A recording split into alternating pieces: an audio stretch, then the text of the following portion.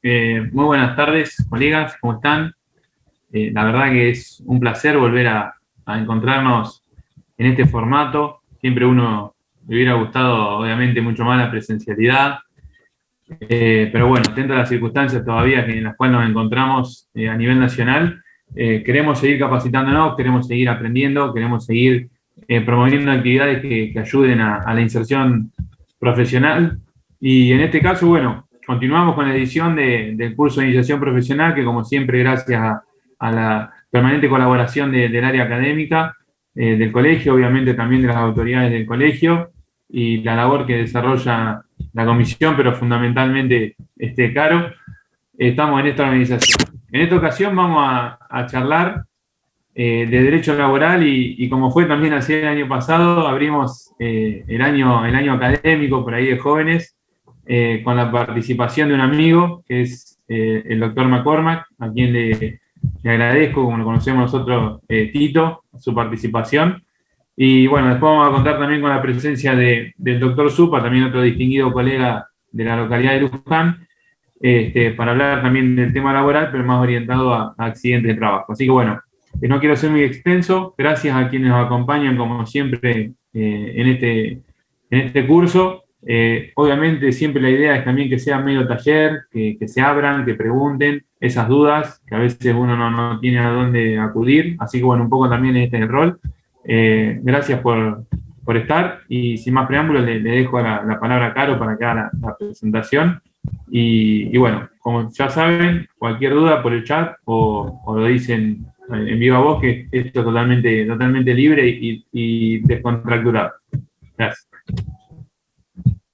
Bueno, bienvenidos a todos. Gracias por sumarse en esta vuelta y última parte ya de lo que es el curso de iniciación profesional. Los dos temas a tratar en el día de hoy van a ser intercambio telegráfico, que es con el cual vamos a comenzar, y luego todo lo que es accidentes de trabajo y enfermedades laborales. Y bueno, así no le robo más tiempo a los disertantes. En primer lugar, le quiero dar la bienvenida y el agradecimiento al doctor Francisco McCormack, que es abogado del Departamento Judicial de Mercedes. Ya ha estado presente, como dijo Lean, en muchas charlas y talleres de nuestro colegio. Es un placer tenerlo y bueno, Tito, gracias una vez más por sumarte a esta movida y por la predisposición que tenés siempre. No, el agradecido soy yo. Buenas tardes a todas y a todos, los colegas, las colegas. Es un placer poder acompañarlos y poder conversar un ratito del tema que hoy nos convoca. Agradezco también, obviamente, a la Comisión de Jóvenes, al área académica del colegio y al colegio en su conjunto. Y celebro que todos ustedes estén prendidos y con ganas de seguir perfeccionándose, sacándose las dudas, aprendiendo. Como dijeron los chicos, es la idea de hacer un taller, conversar un poco. Y bueno, previo al inicio ya de la charla que nos convoca, vale hacer el reconocimiento al día de ayer, al 8 de marzo, donde se reconoce el derecho, la lucha de las mujeres en este día tan importante. Y en esta área laboral donde también se ve, igual que en toda la sociedad en su conjunto, ciertas desigualdades y ciertas injusticias que suceden, digamos, desde un acoso laboral, un acoso sexual, discriminación salarial, discriminación por condición de embarazo. Bueno, vale la pena arrancar con ese reconocimiento a la lucha de las mujeres que se conmemora el 8 de marzo. La idea del taller de hoy es poder conversar un poco acerca del intercambio telegráfico, esta herramienta tan útil, práctica y habitual para todos los que hacemos derecho del trabajo, para todos ustedes también. Y la idea es sacarnos de todas estas dudas que nos pasan, tanto a nosotros como a los clientes. Quien no tiene la duda de qué debo notificar, cómo debo notificar, a qué domicilio notificar, cómo hago una intimación. ¿Tengo que notificar por escrito? ¿Qué apercibimiento utilizar? ¿Es obligatorio hacer un apercibimiento? ¿Por qué medio notificar? Todos conocerán por lo menos de nombre un telegrama y una carta documento. ¿Qué plazo tiene el empleador o el trabajador para contestar mi intimación, mi telegrama, mi carta de documento? ¿Quién puede ir a reemplazarme si yo no puedo concurrir al correo? ¿Qué pasa si la notificación fracasa? Bueno, toda esa serie de cuestiones que nos pasan día a día. ¿Qué puedo mandar hoy que, obviamente, con estos últimos avances, estos últimos años de la tecnología? ¿Puedo mandar un WhatsApp? ¿Puedo mandar un Telegram? ¿Puedo mandar un mail? ¿Alcanza? ¿No alcanza? ¿Qué pasa si no me contestan? ¿Es válido? Bueno, la idea, insisto, es charlar acerca de esto, consultar, frenamos las veces que haga falta, lo consultamos, lo charlamos y bienvenido que se pueda debatir un poquito también. Preparé un PowerPoint a modo ilustrativo, pero la idea, insisto, es que lo podamos ir conversando juntos entre todos. Comparto pantalla, se escucha bien, ¿no? Porque no veo muchas caras, se escucha bien, se ve bien, todo bien. Bueno, me alegro. A ver. No puedo, acá me dice que el anfitrión inhabilitó la función de compartir las pantallas a los participantes. ¿Podemos solucionarlo eso? ¿Quieren que lo mande por mail? Leandro, Carolina. Claro, por ahí si está de hospedadora, fíjate en compartir pantalla, sí. En costadito que debe tener una opción. Y ahí te dice habilitar o un participante a la vez, una cosa así. Un participante, sí. Ahí ya Tito debería poner porque lo tengo como coanfitrión. Debería ya poder compartir. Ahí está. Bueno, la primera pregunta es que... Vamos entonces, la primera pregunta es ¿qué debo notificar? Bueno, siempre es importante notificar formalmente antes de iniciar un reclamo cualquier intimación por los incumplimientos contractuales. Es plasmar por escrito el reclamo que vamos a hacer acerca de nuestro cliente. A modo de ejemplo, que ahí está en la filmina, podemos notificar desde un incumplimiento salarial, falta de pago de las remuneraciones, incorrecta registración, podemos comunicar la licencia, el comienzo del goce de una licencia, a que fuere, notificar el embarazo, que siempre, si bien es una carga de la trabajadora, es importante notificarlo más allá del certificado con la fecha presunta de parto, siempre es importante hacerlo también por un telegrama. La decisión de acogerse al beneficio de la excedencia establecido en la ley de contrato de trabajo. Por parte del empleador también una sanción, debe hacerse por escrito expresando los motivos que derivaron a esa sanción. El despido con justa causa, sea el despido directo por parte del empleador o el despido indirecto, debe hacerse por escrito. La renuncia también dice la ley que debe hacerse por ese medio. La pregunta ahora es, ¿cómo redactar un telegrama, una carta documento? ¿Cómo hacer una intimación? De cualquier lado donde estemos asesorando, defendiendo a nuestro cliente, es importante hacerla lo más clara y precisa posible. Vamos de vuelta, ante una incorrecta registración, es importante denunciar los datos de la realidad de los hechos para poder darle el derecho a defenderse al empleador y, obviamente, para poder cumplir con las intimaciones que nosotros hacemos. Si estamos diciendo que nuestro contrato de trabajo comenzó antes de la registración, bueno, tenemos que denunciar la fecha donde originalmente comenzó y no la fecha en la que se formalizó. Lo mismo si es un pago de salario incorrecto, es decir, bueno, estoy percibiendo 20.000 pesos por mes, cuando en el registro dice 15, bueno, formalizar esa situación también. ¿Debe consignarse el apercibimiento bajo el cual se efectúa la intimación? Sí, por supuesto. Es más que recomendable, porque si no, el empleador tampoco sabe a qué atenerse. No es lo mismo atenerse al inicio de una acción legal para que el empleador cese esa conducta omisiva o ese incumplimiento que a la ruptura del contrato de trabajo. Sabrán ustedes que desde la defensa de los derechos del trabajador uno puede intimar bajo apercibimiento, considerarse despedido siempre y cuando el incumplimiento lo merite, o puede intimar y no romper el contrato de trabajo, justamente para eso, para intentar que la relación laboral continúe, que es uno de los principios rectores de nuestra materia, la conservación del puesto de trabajo. Entonces uno puede intimar al pago de horas extras bajo percibimiento de iniciar acciones legales solamente por el pago de las horas extras y sin romper el contrato de trabajo. Es decir, debo a mi cliente consultarle cuál es su intención, es nuestro deber. ¿Qué querés hacer vos ante este incumplimiento de tu empleador? insisto, considerarte despedido, considerarse despedido o despedida, o intentar canalizarlo de otra manera para intentar encauzar el conflicto sin necesidad de romper el contrato de trabajo. Lo mismo para el empleador. El apercibimiento es importante, porque si un empleador notifica mediante carta de documento el bajo apercibimiento, digamos, el abandono, la falta del trabajador a su puesto de trabajo, puede intimarlo bajo apercibimiento de despedirlo por abandono de trabajo o bajo apercibimiento de sanción. Lo más habitual es bajo apercibimiento de abandono de trabajo, pero también puede hacerse bajo apercibimiento de una sanción. Respecto a la intimación previa a la ruptura del vínculo, si es necesario o no, y nosotros como defensores de los trabajadores o trabajadoras, siempre tenemos que tener presente que es importante intimar para que el empleador, insisto, dé cumplimiento o pueda defenderse del reclamo. Es importante hacer la intimación previa en todos los casos. Es cierto, hay algunos supuestos donde este principio o esta regla cede, esta excepción a la regla, que es, por ejemplo, con alguna discriminación muy fuerte, con algún hecho de una naturaleza que amerite la ruptura directa del contrato de trabajo, puede ser alguna agresión física, alguna situación, insisto, no deseada, como algún acoso, como alguna cuestión muy grave que en ese caso amerite la excepción a la regla de la intimación previa para la ruptura del contrato de trabajo. ¿Hay alguna duda? ¿Alguna consulta? Leandro, Caro, ¿vamos bien? Porque escucho algún ruido que se van a hacer tanto. Por el momento no hay ninguna. Pero igual, si los colegas se quieren desmutear para hacerla directo a viva voz, no hay ningún problema. Bien.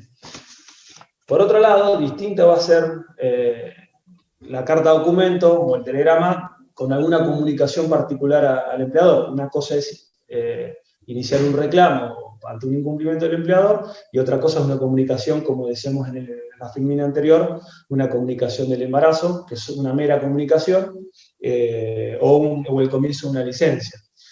La redacción será mucho más sencilla, mucho más informal. Por medio de la presente comunico que me encuentro cursando un embarazo con fecha probable de parto 15 de septiembre de 2021, digamos. O por medio de la presente comunico directamente, sin hacer intimación ni apercibimiento ni nada, comunico el inicio de una licencia como consecuencia de una enfermedad inculpable o un accidente inculpable.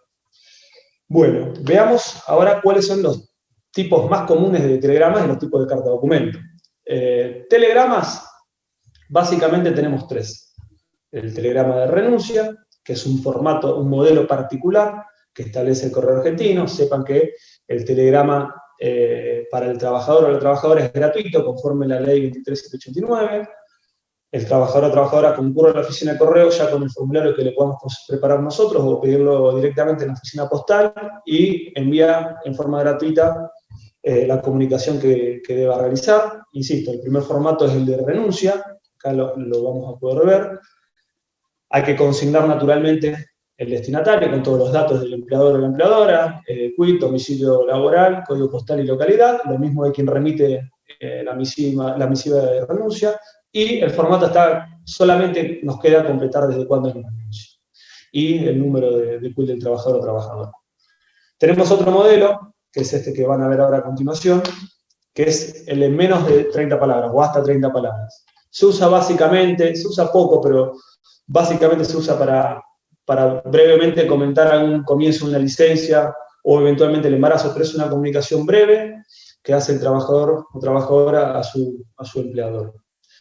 Tenemos también el telegrama clásico común que más utilizamos todos los colegas, que es el de más de 30 palabras. Cuando vamos a hacer una intimación, lo más probable es que necesitemos emplear más de 30 palabras, por lo tanto, este será el modelo más habitual que utilicemos. Lo mismo, en todos los casos el encabezado es lo mismo, los datos del destinatario, los datos del remitente y el texto que queramos realizar. Vale decir que podemos hacerlo desde nuestra computadora, dentro de nuestro estudio jurídico, y preparárselo ya impreso a nuestro cliente o a nuestra clienta para que lo lleve directamente a la oficina postal y sea solamente firmado en ventanilla. Por último, para el empleador, este es el formato clásico de carta documento.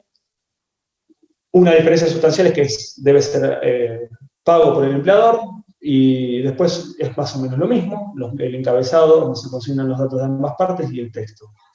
Sabrán ustedes también que hoy por hoy el Correo Argentino cuenta con una herramienta muy útil, una herramienta para nosotros muy útil, que es hacer el seguimiento de esa carta de documento.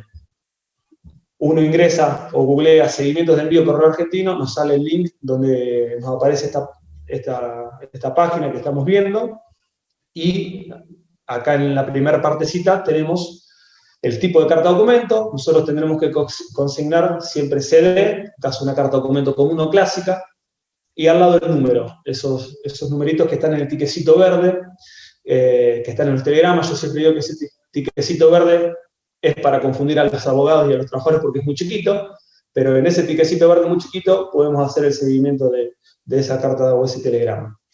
Obviamente consultamos el CAPTCHA y nos aparece el seguimiento día por día, bien detallado, de dónde pasó, de qué lugar, a qué instancia, ese telegrama o esa carta de documento. Bueno, ahora pasamos a otra parte, si no hay preguntas, respecto a quiénes son los legitimados, quiénes pueden enviar este telegrama o esta carta de documento. Tenemos que separar si es un trabajador o una trabajadora o el empleador. Por parte del trabajador o trabajadora, como dice la ley 23.189, que es la que comentamos anteriormente, la puede enviar la asociación sindical que representa al trabajador o trabajadora, el trabajador de forma personal, o los jubilados y pensionados para el reclamo de cuestiones derivadas de los aportes o de la obra social. En esos supuestos serán enviados esos telegramas sin necesidad de pago alguno. Vale decir que es habitual en la práctica que en caso de fallecimiento de un trabajador o una trabajadora, su cónyuge no puede utilizar este servicio. Entonces, debe redactarse el formato en carta de documento y pagarse la misiva, pagarse la comunicación. Es un error, considero que es un error del legislador no incluir ese supuesto, que claramente se va a reclamar crédito de naturaleza alimentaria. Estamos hablando del cónyuge o la cónyuge que ha perdido a su pareja y que obviamente también ha perdido el derecho al salario normal y habitual. Es habitual también, por otro lado, que algún familiar hoy pueda mandar un telegrama en casos fundamentalmente de una licencia, más allá de que estamos en el siglo XXI, tecnología, 2021 y pandemia. El trabajador o trabajadora puede enviar directamente un WhatsApp, un mensaje a nuestro empleador o incluso un mail, pero es aconsejable siempre también que un familiar, en caso que esté impedido nuestro cliente de ir al correo, que el familiar envíe el texto el telegrama de la carta de documento, notificando al empleador la situación por la cual, en este caso, en este ejemplo, nuestro cliente no puede concurrir al trabajo. Respecto al empleador o la empleadora, básicamente las dos opciones son, salvo en caso de persona física, que el empleador es quien debe realizar la notificación, la puede realizar el representante legal o un apoderado. Tanto en las sociedades responsabilidad limitada, que son más comunes con las sociedades anónimas, será el presidente o el gerente en su caso, o un apoderado puede enviar obviamente la carta de documento, siempre y cuando acredite el carácter que detentan y con el DNI de la persona física que lo envía. Bueno, esta es una duda o un tema donde nos puede generar siempre dudas en la práctica, para no fallar en los telegramas, en el intercambio telegráfico, que es muy importante hacerlo en forma prolija, ordenada, para luego poder llevarlo bien ordenado y prolijo a un eventual pleito judicial. Los tipos de domicilio, ¿a dónde tenemos que notificar? Lo más habitual, lo más común, es notificar al lugar de trabajo del trabajador. Por parte del empleador, es notificar al domicilio que denunció el trabajador en el legajo al momento de ingresar y denunciar todos los datos suyos, de su vida. Pero tenemos que tener presente, al momento de, si fracasa una notificación, a dónde podemos realizar esta comunicación. Como dije, lo primero es el establecimiento, lo más habitual. Pero hay muchas veces que nos pasa en la práctica que viene con un telegrama, con un informe del correo, como habrán visto muchos de ustedes, cuando fracasa la notificación, la carta documento, el telegrama vuelve a quien lo envió, vuelve al remitente. Y atrás hay un tiquecito, chiquitito, donde hay muchas opciones, muchas cruces, y el oficial del correo consigna una cruz. Puede ser porque se mudó, porque el domicilio está cerrado, porque no se reclamó, porque se rechazó y demás. En ese caso, si fracasa la notificación, podemos, siempre en el marco de la buena fe y del derecho de defensa también de la otra parte, intentar hacer la notificación efectiva a fin de no tener problemas ni dolores de cabeza posterior. Vale decir que para las sociedades, todas las sociedades cuentan naturalmente con un domicilio social. Y nosotros, ante el fracaso del domicilio en el establecimiento, o porque nosotros consideramos más apropiado, más rápido, realizar la notificación en el domicilio social, podemos hacerlo teniendo en cuenta que esta notificación al domicilio social se considera de jure notificado, es decir, de pleno derecho como correctamente notificado. Vamos a un ejemplo. Un ejemplo, una cafetería, que es una sociedad, o se mudó, cerró y demás. Nosotros podemos enviarle un telegrama a esa sucursal, rebota, o fracasa la notificación, mejor dicho, por cualquier motivo. Podemos intentar hacer una notificación al domicilio social, tomando sus datos del boletín oficial, y directamente esa notificación será de pleno derecho en forma correcta. Es decir, ahí evitamos cualquier duda o cualquier planteo posterior por parte de la contraria. Lo mismo en el domicilio constituido, en caso de que haya un contrato de trabajo, más que nada esto sucede con empresas más grandes, donde se suscribe el contrato de trabajo por escrito y la empleadora notifica o denuncia un domicilio aparte del domicilio social y distinto del establecimiento. Podemos enviarle lo mismo, un telegrama al domicilio constituido. Volvemos al ejemplo que habíamos dicho. ¿Qué pasa si el empleador notifica al domicilio del legajo? Es donde debe notificar en forma primera, donde debe intentar hacer efectiva la notificación al domicilio del legajo. ¿Por qué? Bueno, yo voy a hacer una notificación a una trabajadora, a un trabajador, busco su legajo, veo que el domicilio es tal, envío la notificación allá. Pero es muy probable, o puede darse caso, que esté desactualizado. Lo mismo, el empleador, más allá de que es el deber y obligación del trabajador denunciar el cambio de domicilio y mantener actualizado su domicilio laboral, el empleador de buena fe puede intentar notificarlo donde sepa que realmente vive esa persona. ¿Qué pasa ante un supuesto donde el trabajador hace una intimación y el domicilio que consigna, del domicilio del remitente, es distinto del domicilio que está en el encabezado, que está en el legajo de la empresa? Es decir, un trabajador envía un telegrama, tiene domicilio en San Martín 123, pero el telegrama me lo envía desde Belgrano 1428. ¿Qué tiene que hacer el empleador? Lo más probable, lo que aconsejaría yo, es que devuelva o que conteste la carta al domicilio que consignó en el encabezado de ese telegrama. Si llegara a fracasar, podría ser también la contestación al domicilio del legajo. Digo esto también para que el empleador quede cubierto y quede cubierto ante cualquier planteo, ante la supuesta falta de respuesta o falta de notificación. ¿Alguna duda? Hasta acá. ¿Vamos bien, Caro? ¿Alguna consulta? Acá tenemos en el chat, si es válida la notificación al domicilio real del empleador. En caso de personas físicas, sí, sin ninguna duda. Mi cliente trabaja para una cafetería. La cafetería está a nombre de una persona física. Ese telegrama que uno envía a la cafetería puede fracasar y digo, no, pero yo sé que mi empleador, González, vive Pichincha 456. Bueno, puedo enviar el telegrama a calle Pichincha 456 que se va a notificar y se va a tener como correctamente notificado. Lo que siempre se recomienda eventualmente es intentar por un lado, por el establecimiento, y segundo, buscamos otra variable o otra alternativa, como es esta de notificar al domicilio real. Lo mismo va para el caso de que haya deudor solidario.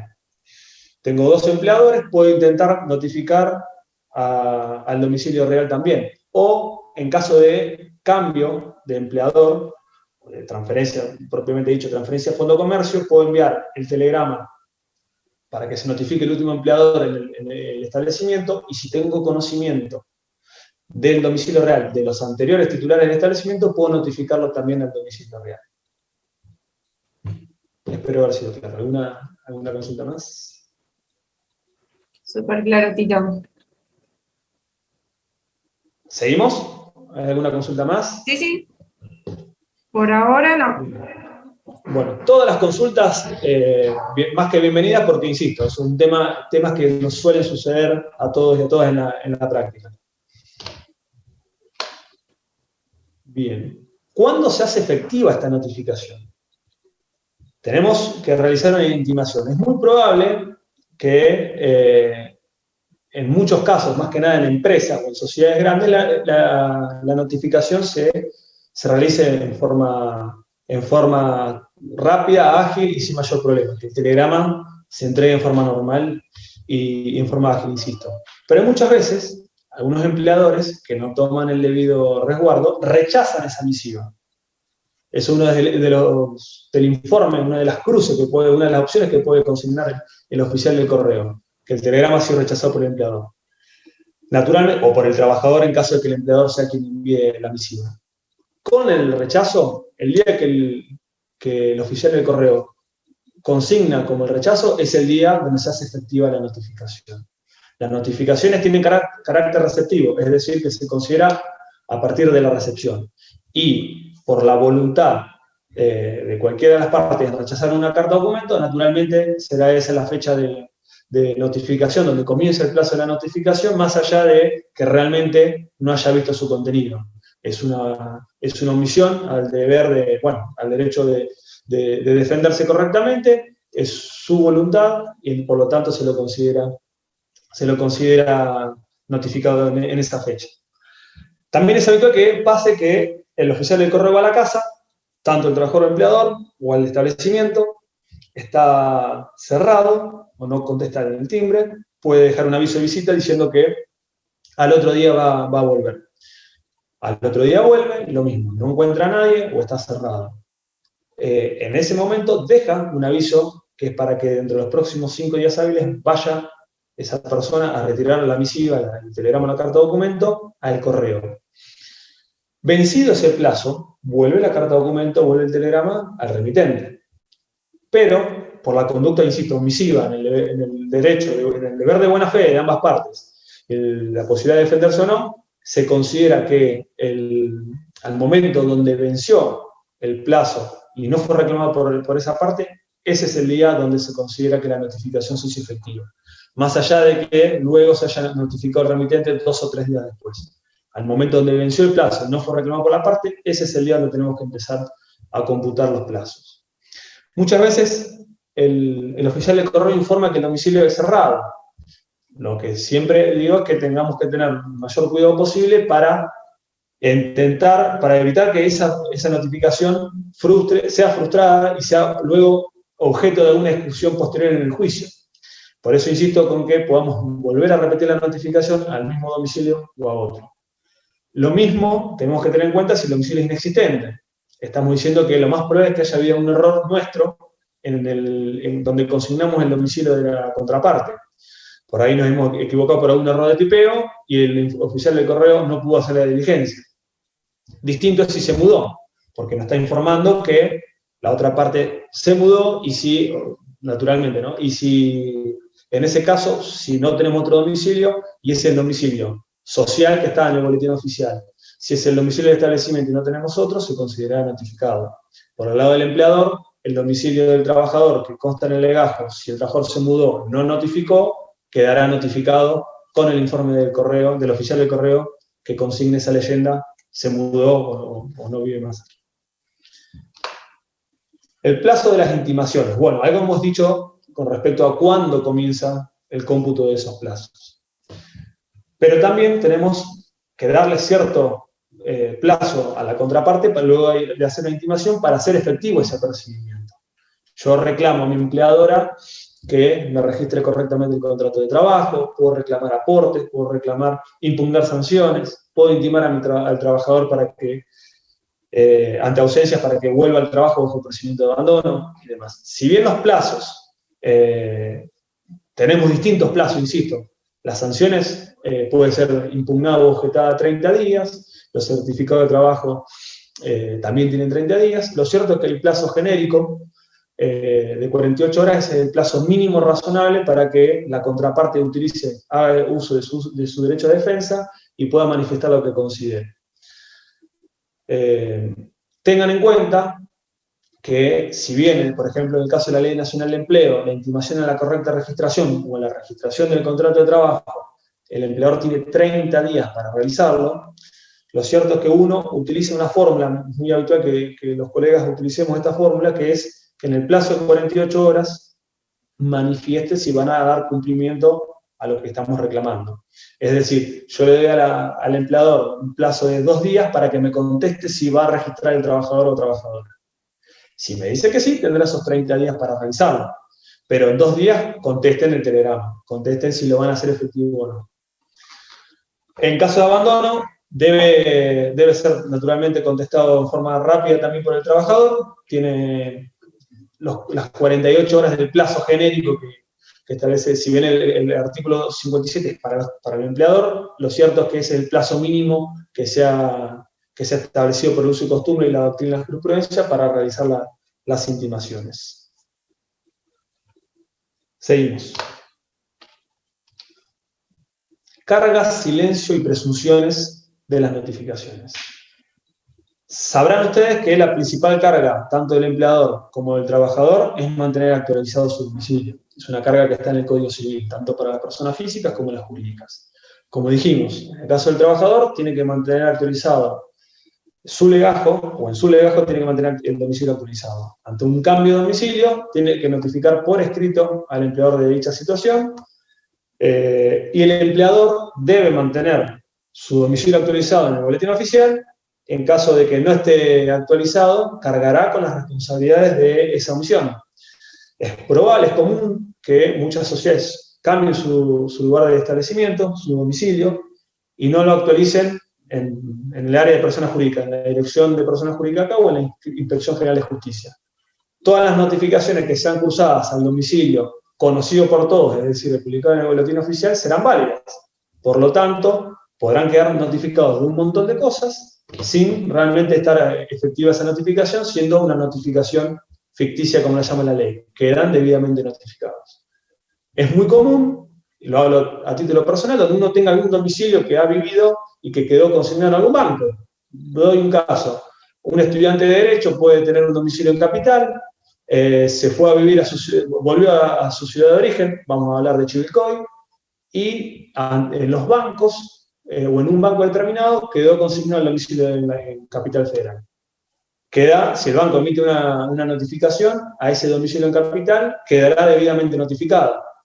Lo mismo pasa en el derecho al trabajo. El empleador, el trabajador que envíe un telegrama a un empleador que cambió el domicilio social y lo envía al domicilio que está desactualizado, pero el que está en el boletín oficial, quedará correctamente notificado. Lo mismo, insisto, con el empleador. Si el trabajador o trabajadora no notificó ese cambio, quedará debidamente notificado. La responsabilidad del medio elegido es que cada parte se hace responsable por el medio que eligió para hacer esa notificación. Como veremos más adelante, si yo utilicé utilicé el correo postal, el correo argentino para hacer una notificación, yo soy responsable por lo que haga el oficial de correo. ¿Qué quiere decir con esto? Que quedará obviamente el correo tiene su normativa y es un ente reconocido y público, pero quedará a cargo mío acreditar que el correo hizo correctamente la diligencia. Es común también, y ahora lo veremos, con las nuevas notificaciones, las nuevas formas de notificar. Es la parte quien debe acreditar que se hizo efectiva la comunicación. Quiero hacer mención al artículo 57 de la Ley de Contrato de Trabajo, que establece, en caso de silencio del empleador ante un reclamo, ante una intimación por parte del trabajador, tanto la celebración del contrato de trabajo, su ejecución o cualquier reclamo posterior a la finalización del contrato, debe contestarse, insisto, en estas 48 horas y en caso de incumplimiento, es decir, en caso de que no se ha respondido, se presume o tendrá una presunción en contra y se tendrán por presumidos los hechos y el derecho reclamado por el trabajador. por último, nuevas tecnologías y nuevas formas de notificar. Estoy justo con el tiempo y quiero eventualmente conversar acerca de algunas dudas que tengan ustedes, pero no puedo dejar de mencionar las nuevas tecnologías, las nuevas formas de comunicar. No es objeto de la presente charla, pero es un tema muy interesante y de actualidad. ¿Son válidas las notificaciones por mensaje de texto, por WhatsApp, por mail, por redes sociales? Sí, absolutamente son válidas. Insisto, como dije en el comienzo, todas las notificaciones que queramos realizar a nuestro empleador por WhatsApp valen. Ahora bien, como dijimos y como explicábamos en la filmina anterior, somos nosotros quienes nos responsabilizamos porque ese mensaje llegue correctamente y somos nosotros los que tenemos la carga de acreditar ese mensaje, el contenido, el envío y la recepción.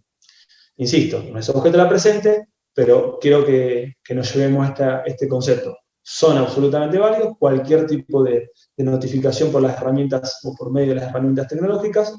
Sepamos, al momento de utilizarlas o de aconsejarla a algún cliente, que tiene alguna complicación adicional en el tema de su acreditación, pero que son válidas y se pueden acreditar con un poquito más de trabajo, pero lo cierto también es que es mi recomendación que más allá de enviar una comunicación, una intimación por algún medio, una red social, un mensaje de texto, un WhatsApp, también hagamos la intimación correctamente por un telegrama postal o una carta de documento. Quedo abierto a las preguntas. Muchísimas gracias por la invitación. Agradezco el tiempo de conectarse, el tiempo que le quitamos al trabajo, a la familia, a la siesta. Así que quedo más que agradecido y abierto a todas las dudas y consultas. Y si no he sido claro con algún tema, por supuesto, quedo acá para explicarlo nuevamente o ser más claro. Tito, ¿puedo aprovechar y hacer una pregunta? La que quiera. En el caso cuando, viste que se comentó que se envía el telegrama, se dejan los avisos de visitas y pasa el tiempo en el correo para que el destinatario de ese telegrama o carta de documento lo retire. Ahora bien, ¿qué pasa si, por ejemplo, el destinatario no fue que lo retiró porque no quiso, porque no le dio pelota a los avisos de visita, sino que fue porque estaba de vacaciones? En ese caso, si lo justifica posteriormente, ¿la notificación queda perfeccionada o no? Bien, buena pregunta. En caso del trabajador, es el empleador quien sabe cuándo me tomé, es facultad del empleador dar las vacaciones, por lo tanto el empleador sabe cuándo el trabajador se tomó las vacaciones o cuando entró en licencia por vacaciones. Por lo tanto, ese caso quedaría medianamente resuelto. En caso del empleador, y no me gusta hacer autorreferencial, pero tuve un caso parecido, donde el empleador, persona física, sin otros empleados, se fue de vacaciones y el trabajador o trabajadora cursó una estimación, la realidad es que queda debidamente notificado. Sé que es un caso particular, pero debió arbitrar los medios necesarios a fin de que haya alguien o que alguna persona pueda recibir la documentación o la notificación. Es decir, es válida la notificación y al quinto día que no fue reclamada, se considera válida. Excelente, gracias Tito. Por favor. No sé si algún colega quiere hacer alguna otra pregunta. Desde el chat, Tito, bueno, en el chat están todos los agradecimientos por la exposición por parte de los colegas que están participando.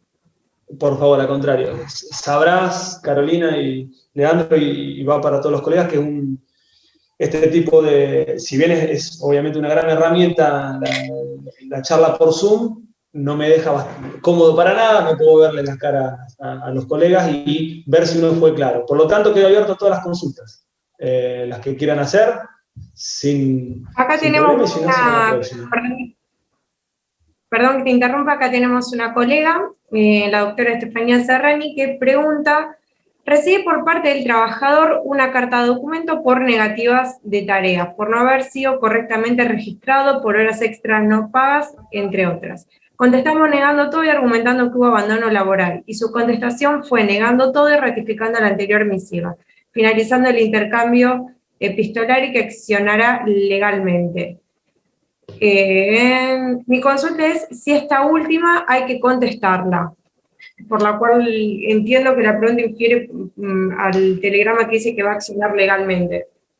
La segunda, el segundo telegrama, donde el trabajador o trabajadora, no me acuerdo si era trabajador o trabajadora, se considera despedido o despedida e intima el pago de todos los rubros indemnizatorios salariales, mi recomendación es que sea negada y que sea la última carta documento, donde en el caso, digamos, de defender a la patronal, de rechazar y negar todos los hechos y el derecho que le invoca, a pesar de ya estar extinguido el contrato de trabajo. Entiendo a dónde apunta la colega. Si vale la pena contestar la segunda telegrama, ya se extinguió el contrato de trabajo, mi recomendación es hacerla, negarla y eventualmente manifestar la voluntad o la posición que uno estime correspondiente.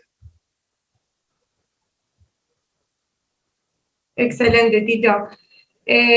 ¿Algún colega que quiera hacer alguna otra pregunta? Bueno, ahí la doc le agradece por la respuesta que le diste a su consulta. Puede ser a viva voz también, ¿eh? Sí, no hay ningún problema.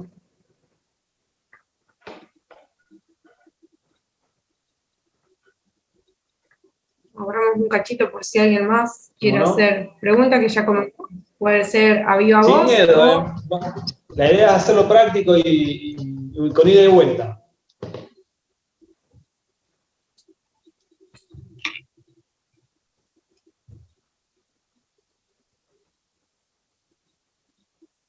Bueno, si no hay más preguntas, Tito, te liberamos. Y bueno, una vez más, agradecerte por la predisposición de siempre, por haber inaugurado este nuevo año académico, contando con tu presencia. Y bueno, un placer como siempre. Al contrario, muchas gracias a ustedes de verdad por la invitación, gracias a los colegas por el tiempo.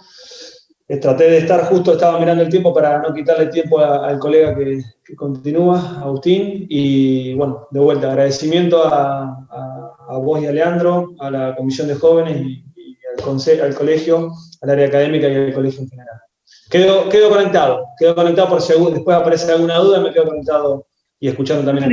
Dale, Tito, no hay ningún problema.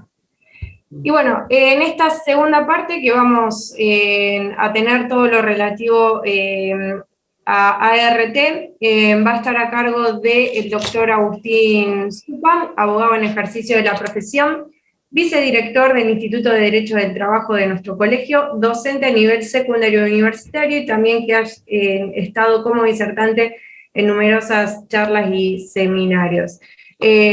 Agustín, agradecerte por haberte sumado a este curso, por el tiempo y por, bueno, transmitirnos todo desde tu experiencia y práctica. Así que sin más te doy la palabra. Hola, buenas tardes. ¿Se escucha bien ahí? Perfecto. ¿Me escuchan? Perfecto, ok. Bueno, buenas tardes a todos. Antes que nada, gracias a ustedes por la invitación, gracias a Tito por la charla, la verdad que súper clara, didáctica y en 40 minutos... La verdad que suma un montonazo. Y bueno, también tengo que compartir pantalla, no sé bien si estoy habilitado o no. Para que ya te... Mientras se habilita, bueno, Agustín, saludarte, agradecerte y recordar aquella charla también que nos diste hace unos meses atrás, que cuando estaban los encuentros presenciales, la verdad que era todo mucho mejor, pero también recontravaloramos y agradecemos que, bueno, hoy a través de la pantalla podamos encontrarnos y te agradecemos a vos también. No, gracias a ustedes, sí, lo recuerdo acá en el café cerquita, así que sí, la pasamos bien ese día. ¿Ya puedo compartir? Sí. Sí, ya estás como anfitrión. Bien, bueno. Bueno. A ver si acá estamos bien, perfecto. Bueno, la charla voy a intentar ser lo más didáctico y además que sume desde el lado práctico, desde el lado teórico, creo y entiendo que por ahí vaya a haber seminarios, cursos y otro tipo de de ampliaciones, pero vamos a intentar que sume el lado práctico. Es necesario que las dudas las hagan en la medida de lo posible, lo más rápido posible, me frenan las veces que sea necesario, porque es bastante en relativamente poco tiempo y tal vez una duda que queda sin resolver a la larga se va a convertir en una inquietud que no van a entender lo que continúa. Empezando y sin más vueltas, a ver aquí. Empiezo con unas definiciones básicas. Desde ya le hago una pequeña aclaración. Todo lo que voy a comentar hoy va a ser una cuestión bastante elemental y básica, muy simple. Así que no va a ser con gran profundidad y eso también entiéndanlo. Es difícil ampliar sobre tantos detalles. Por un lado, vamos a tener lo que son los accidentes de trabajo y las enfermedades profesionales y por otro lado las enfermedades inculpables. Esta contraposición es exacta, es o una cosa o la otra. No existe la posibilidad de que sean las dos cosas a la vez. Y tampoco hay una tercera cuestión, por lo menos en el marco de lo que son las enfermedades o accidentes de trabajo. Así que vamos a analizarlas a esto. Básicamente es un método por exclusión. Lo que no es un accidente de trabajo o una enfermedad profesional es una enfermedad inculpable. Hago una pequeña mención del nombre de enfermedad inculpable. Como ustedes verán, es un nombre raro porque en sí no es la culpa de quién. Bueno, aparentemente no es la culpa del empleador, ¿no? Eso es tal vez una regla mnemotécnica que les lleve a entender y poder separar. Los accidentes de trabajo y las enfermedades profesionales están en el artículo 6 de la Ley de Riesgos de Trabajo que las caracteriza, ¿sí? Ahí yo puse en la pantalla, pueden ver lo que es un accidente de trabajo, que básicamente es la cita textual, todo acontecimiento súbito y violento ocurrido por el hecho o en ocasión del trabajo, básicamente algo que sucede rápido, intempestivo, algo que sucede en el momento, ¿sí? Tiene esa gran diferencia. Y tiene, digamos, una caracterización diferente, ¿sí? Que aplica, que es el accidente in itinere, que es básicamente lo mismo, pero cuando ocurre yendo o volviendo del trabajo.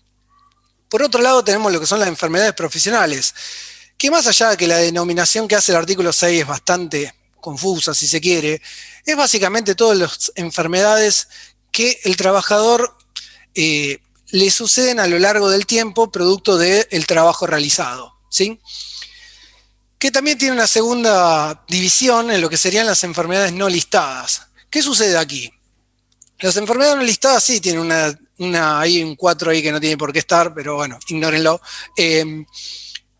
Las enfermedades no listadas sí son algo en lo cual el artículo es un poquito más claro, y si ustedes ven, dice que son los que la Comisión Médica Central determine como provocadas por causa directa e inmediata de la ejecución del trabajo, excluyendo la influencia de factores atribuibles al trabajador o ajenos al trabajo. Esta definición es bastante complicada, ustedes lo sabrán como abogados. ¿Cómo demostrás? O sea, es la demostración contraria de que no hubo una atribución del trabajador, es difícil. Dicho esto, las enfermedades no listadas, como las conocemos, son complicadísimas en la tramitación administrativa, ya lo vamos a ver más adelante. No así tanto las enfermedades profesionales, básicamente. ¿Por qué? Porque se limitan a un listado que tiene elaborado lo que es el Poder Ejecutivo, que fue pequeñamente ampliado en el año 2014 y si no sigue exactamente el mismo del año 96. Y que ese listado a la vez también tiene lo que se le llaman agentes de riesgo. ¿Qué serían estos agentes de riesgo? Básicamente son lo que tiene que pasar para que uno tenga esa enfermedad. Y si ustedes leen los agentes de riesgo, son desde cosas extremadamente sencillas como por ejemplo ruido, y una definición amplia como esa, hasta otras cuestiones que están más vinculadas con químicos y con otros tipos de situaciones, como por ejemplo movimientos repetitivos, bipedestación que debe estar parado mucho tiempo, etcétera, etcétera. Es decir, son circunstancias o cuestiones que tienen que suceder, y que esas circunstancias suceden y uno tiene ciertas enfermedades que están en ese listado, son consideradas entonces enfermedades profesionales. Tienen que darse todo, ¿sí? Es un poquito más fácil la caracterización, si se quiere. ¿Alguna duda hasta aquí? ¿Algo que aclarar? Sí o si no. Carolina, decime. No, que sigas. Ok, perfecto. No, ninguna duda. Bien. No hay. Acá quería hacer una comparación, esto sí que es totalmente mío y me hago completamente cargo, que es hasta si se quiere antojadizo, pero para que vean la complejidad del sistema de riesgo del trabajo. Verán que le hice la comparación con la ley de contrato de trabajo, que es, digamos, los laboralistas, las normas base que más manejamos son estas dos. Verán que la ley de contrato de trabajo fue publicada hace casi 50 años, tiene 277 artículos y tiene 213 normas complementarias. Y acá está el promedio, que es lo más importante. Es más o menos una norma complementaria por artículo y un poquito menos de 4 modificaciones por año, promedio, ¿no? Por el contrario, tiene la ley de riesgo de trabajo, que es tremendo. Tiene 530 normas complementarias, ¿sí?, en poquito más de 20 años, y solamente 51 artículos. O sea, ahí como lo ven, tiene más o menos 10 normas complementarias por cada artículo y 20 modificaciones por año. Esto le dará una idea de lo que realmente se modifica, lo que se cambia el sistema. Y para poner un ejemplo concreto, ¿qué es este? En diciembre pasado, 17 de diciembre, es decir, hace menos de 4 meses, básicamente salió una resolución de la SRT, que ahí cito, pero para que vean la importancia, que dice que los trabajadores tienen que estar adheridos con su clave fiscal a e-servicios SRT. Si no están adheridos, el expediente se archiva. ¿A qué voy con esto? Que no es una norma menor, no es una disposición secundaria, no es algo que tengamos que pasar por alto, es que si uno no conoce esa actualización, no está, y insisto, hace 4 meses pasó esto, básicamente el expediente se lo van a archivar. Y para peor de todo, los que no trabajamos con esto, los que no trabajan con las comisiones médicas, el expediente te lo archivan en el estado que se enteran de esto. Y a veces no siempre es al comienzo. Puede haber perfectamente una tramitación larga de 4 o 5 meses, sale una cuestión que se llama análisis de área, después la voy a comentar, y básicamente te lo archivan. Uno perdió 4 o 5 meses, tiene que iniciar el expediente de nuevo por este detalle, para que, como si ustedes saben, la fijación de la audiencia en este momento viene siendo caótica en las comisiones médicas, y básicamente el cliente va a pedir explicaciones, las explicaciones van a ser difíciles de concederse. Es complicado la normativa. Lo pongo como ejemplo nada más. No quiero extenderme en este ejemplo en particular. Bien, ahora yendo a lo que es el trabajo profesional en sí, que creo que es lo que más interesa, lo que más... Hice una subdivisión de cuando un cliente puede acudir al estudio de la forma más habitual, ¿no? Que es cuando el cliente acude porque le duele algo, porque tiene un problema, porque cree que es del trabajo, pero el empleador no hizo la denuncia, o está en negro, o algo por el estilo. Y cuando acude con el alta médica o la rechazo diciendo que, bueno, la ART no se hizo cargo y que no está conforme con la situación, ¿sí? Estos son los dos supuestos que, al menos en mi práctica, son los más comunes de casos. El más común por lejos es el trabajador con alta médica sin incapacidad, pero por lejos, les diría, al menos en la práctica que yo tengo, pero siempre hay otros supuestos, ¿sí? Ahí con el trabajador, cuando el trabajador viene con un alta, que significa que le dieron el alta, le dieron un tratamiento X por X cantidad de días y le pusieron que ya estaba listo para empezar a trabajar de nuevo. En general los trabajadores acuden en esta circunstancia cuando no están conformes con el alta. Rara vez acuden cuando comparten el alta. Vienen con el alta médica y el alta médica tiene dos cuestiones muy, muy claras. Es prácticamente lo primero que tendrían que ver cuando ven una alta médica. Si tiene determinado las secuelas incapacitantes o no.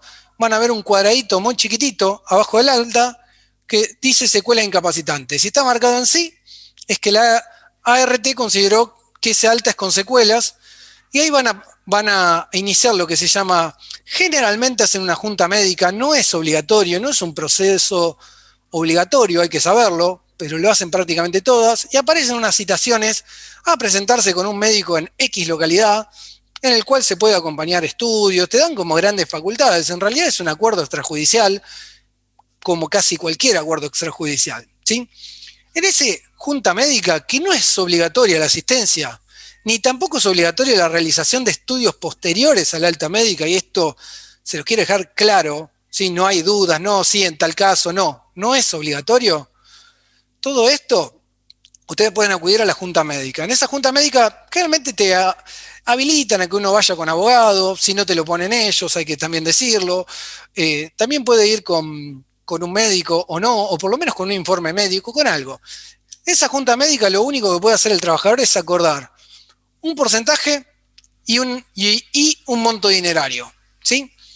Este proceso después se va a llevar, si hay acuerdo, este proceso se va a llevar a la homologación de la comisión médica, la cual la comisión médica va a hacer un proceso muy similar al de determinación de la incapacidad. No tiene grandes diferencias. Se hace una vista médica, la comisión médica determina si el acuerdo es justo o no. Si el acuerdo reúne para la comisión médica las condiciones mínimas para la homologación, el dictamen médico va a ser favorable. Si el dictamen médico es negativo, el expediente se va a archivar y se va a iniciar un proceso totalmente nuevo después de su archivo. ¿Sí? Esto lo quiero dejar también aclarado. Uno corre el riesgo, o no, de que tenga que hacer 2 expedientes por un mismo caso.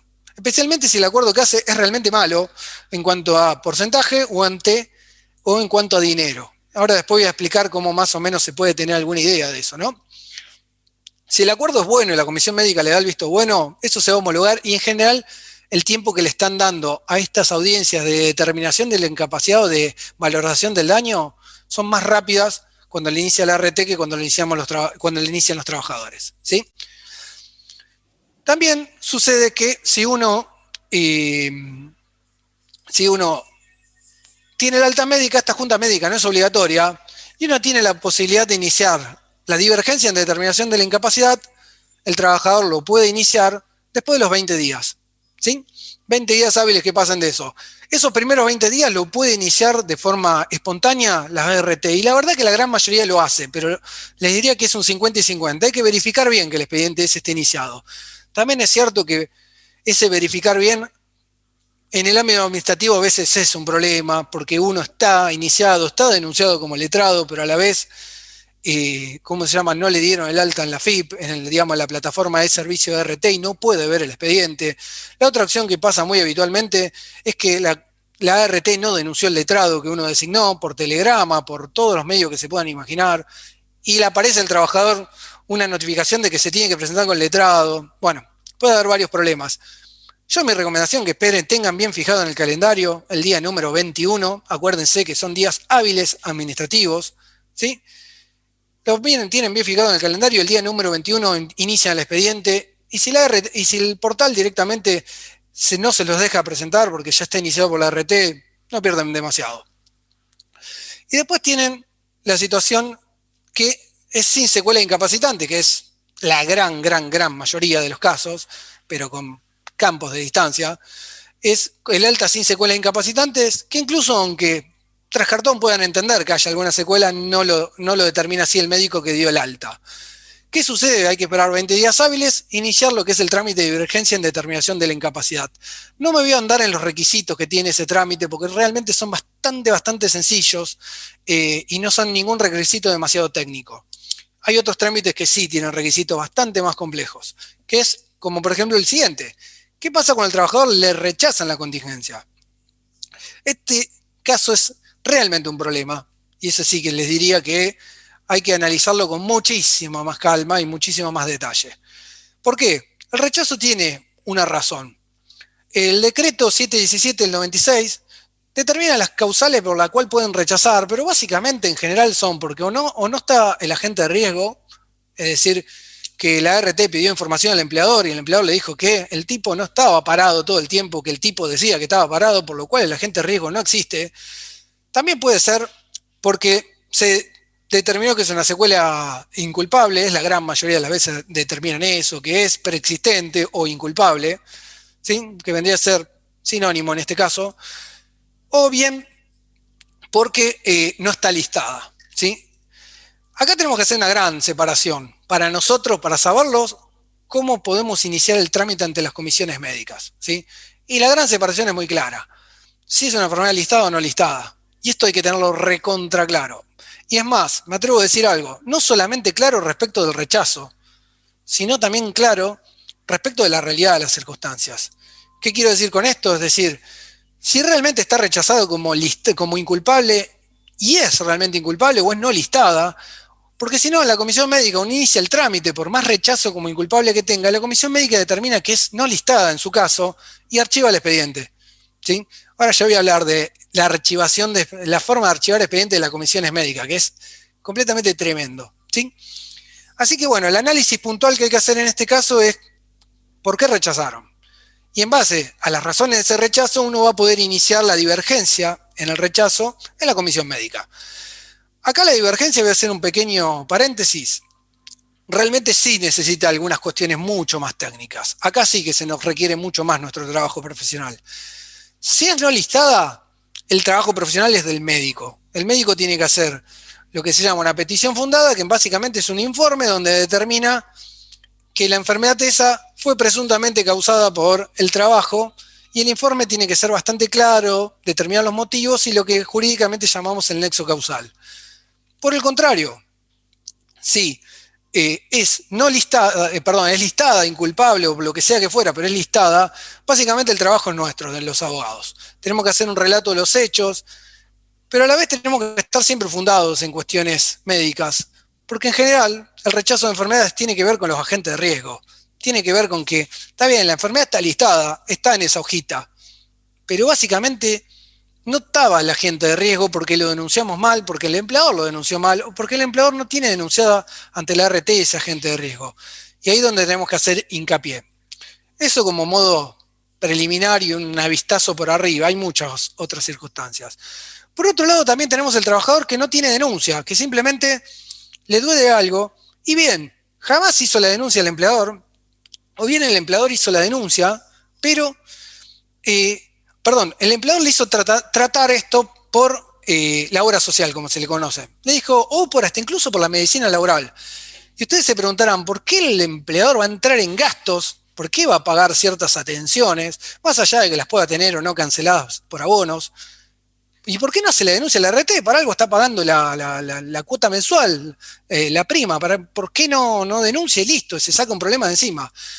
Bueno, es tan variante, tan variable el pago de la prima de la RT, que puede ir de un 2 a un 25%, ¿sí? Que para el empleador es importante tener un bajo índice de siniestralidad. No es lo mismo pagar por una planta laboral de 500 trabajadores un 2% que pagar un 10%. Económicamente es infinitamente distinto, y si la empresa empieza a tener altos índices de siniestralidad o empieza a ser lo que se cataloga como empresa riesgosa, le van a empezar a cobrar muchísimo más. Por eso también encuentran esa situación que yo, honestamente, cuando la veía la consideraba un absurdo. No entendía bien por qué pagaban algo y no usaban los servicios. Después empecé a entender por qué a veces los empleadores filtran, hasta incluso a veces ni siquiera dan atención, pero les molesta bastante que se hagan denuncias de accidentes de trabajo. Originalmente creí que no les iba a importar, que estaban pagando a alguien, que ese alguien se iba a hacer cargo y ellos no iban a tener ningún tipo de, en principio, ninguna vinculación. Pero bueno, verán que si incide en la prima, y si la prima es tan amplio lo que se puede pagar respecto de los ingresos de los trabajadores, y sí le puede interesar que esa denuncia se haga o no se haga. Entonces también nos encontramos casos de trabajadores que le dijeron al patrón que tenían tal problema o que se habían accidentado tal día, pero ese accidente jamás constó. Por ahí le hicieron una atención por los medios, por la obra social o no, depende. Ahí tenemos que hacer nosotros la denuncia. La denuncia va a ser muy, muy diferente si es por accidente de trabajo, que la cual se requiere relativamente pocos detalles, más que los detalles del accidente en sí, los cuales son muy fáciles de conseguir, que si le hacemos por enfermedad profesional. Cuando hacemos por enfermedades profesionales, que la verdad, también se los digo como colegas, son los casos que más uno puede, entre comillas, captar. El trabajo del trabajador que está ahí no está justamente por eso, pero ustedes advierten o le pueden consultar y ver que realmente tenía eso, que le duele mucho la cintura por una cuestión de que estuvo trabajando todo el tiempo cargando peso o algo. Y entonces es un caso que uno, entre comillas, puede inventar. No, el trabajador no vino por eso, pero lo podemos sumar y verán que después, la verdad que el rédito que se puede obtener es bastante interesante, tanto para ustedes como para el trabajador. Así que esta es la circunstancia en la cual uno puede ofrecer un mejor asesoramiento profesional. El trabajador va a estar feliz de que ustedes le puedan conseguir algo más, incluso cuando no lo tenían previsto. ¿Sí? Siguiendo con esto, a ver ahí. Agustín, perdón Sí. que te interrumpa, tengo con motivo del rechazo, ¿sí? Dos consultas. Una colega que pregunta, la RT me rechazó la cobertura por no configurar accidente de trabajo en los términos del artículo 6, lumbalgia. Inicié el trámite a las comisiones médicas por rechazo por enfermedad no listada. ¿Es correcto? Porque hay otra opción que es simplemente rechazo de la contingencia. Esa Bien. es una pregunta. La colega hizo la pregunta que le va a pasar al 90% de lo que se dedica a esto, así que es excelente. La lumbalgia es una enfermedad listada o no listada dependiendo del factor de riesgo al que esté atribuido. Es una de las pocas enfermedades que puede ser considerada en una o en otra situación. Lo que hay que saber es concretamente si el trabajador trabajaba concretamente en las situaciones en las cuales podía ser como una enfermedad listada. Si no, se va a considerar como no listada. La verdad que si uno tuviera que elegir, llamémosle azarosamente, yo elegiría como no listada porque la gran mayoría de los casos son no listadas. Pero hay un par de supuestos que está en el baremo, léanlo bien después, en los cuales la enfermedad se considera listada. Si el trabajador concretamente estaba en ese supuesto, pero además de estar en ese supuesto, el empleador denunció ese supuesto, o sea, esos agentes de riesgo como tales, recién ahí podría empezar como enfermedad listada. ¿Por qué les digo esto? Porque ustedes lo van a ver y van a ver que es ultra injusto que si el empleador no denunció algo, básicamente uno está acorralado por la situación en la cual el empleador denunció y no puede decir concretamente, bueno, pero yo puedo demostrar esto por otro medio, puedo demostrar testigos, puedo ofrecer otra prueba, más parecido a un proceso judicial. La realidad es que los organismos administrativos se rigen en un 90%, las comisiones médicas se rigen en un 90-95% por lo que le dice la ART. Esté bien o mal. Y lo que uno puede hacer en el ámbito administrativo es bastante limitado y no les recomendaría ir contra los molinos de viento. En todo caso, vayan buscando la disposición de clausura, el cierre del expediente y vayan a la justicia. ¿Sí? Ahora un poquito más voy a ampliar sobre eso. Para mí hizo bien la colega, pero tendría que ver si no estaba en esos supuestos de enfermedad listada. ¿Había otras preguntas, me habías dicho?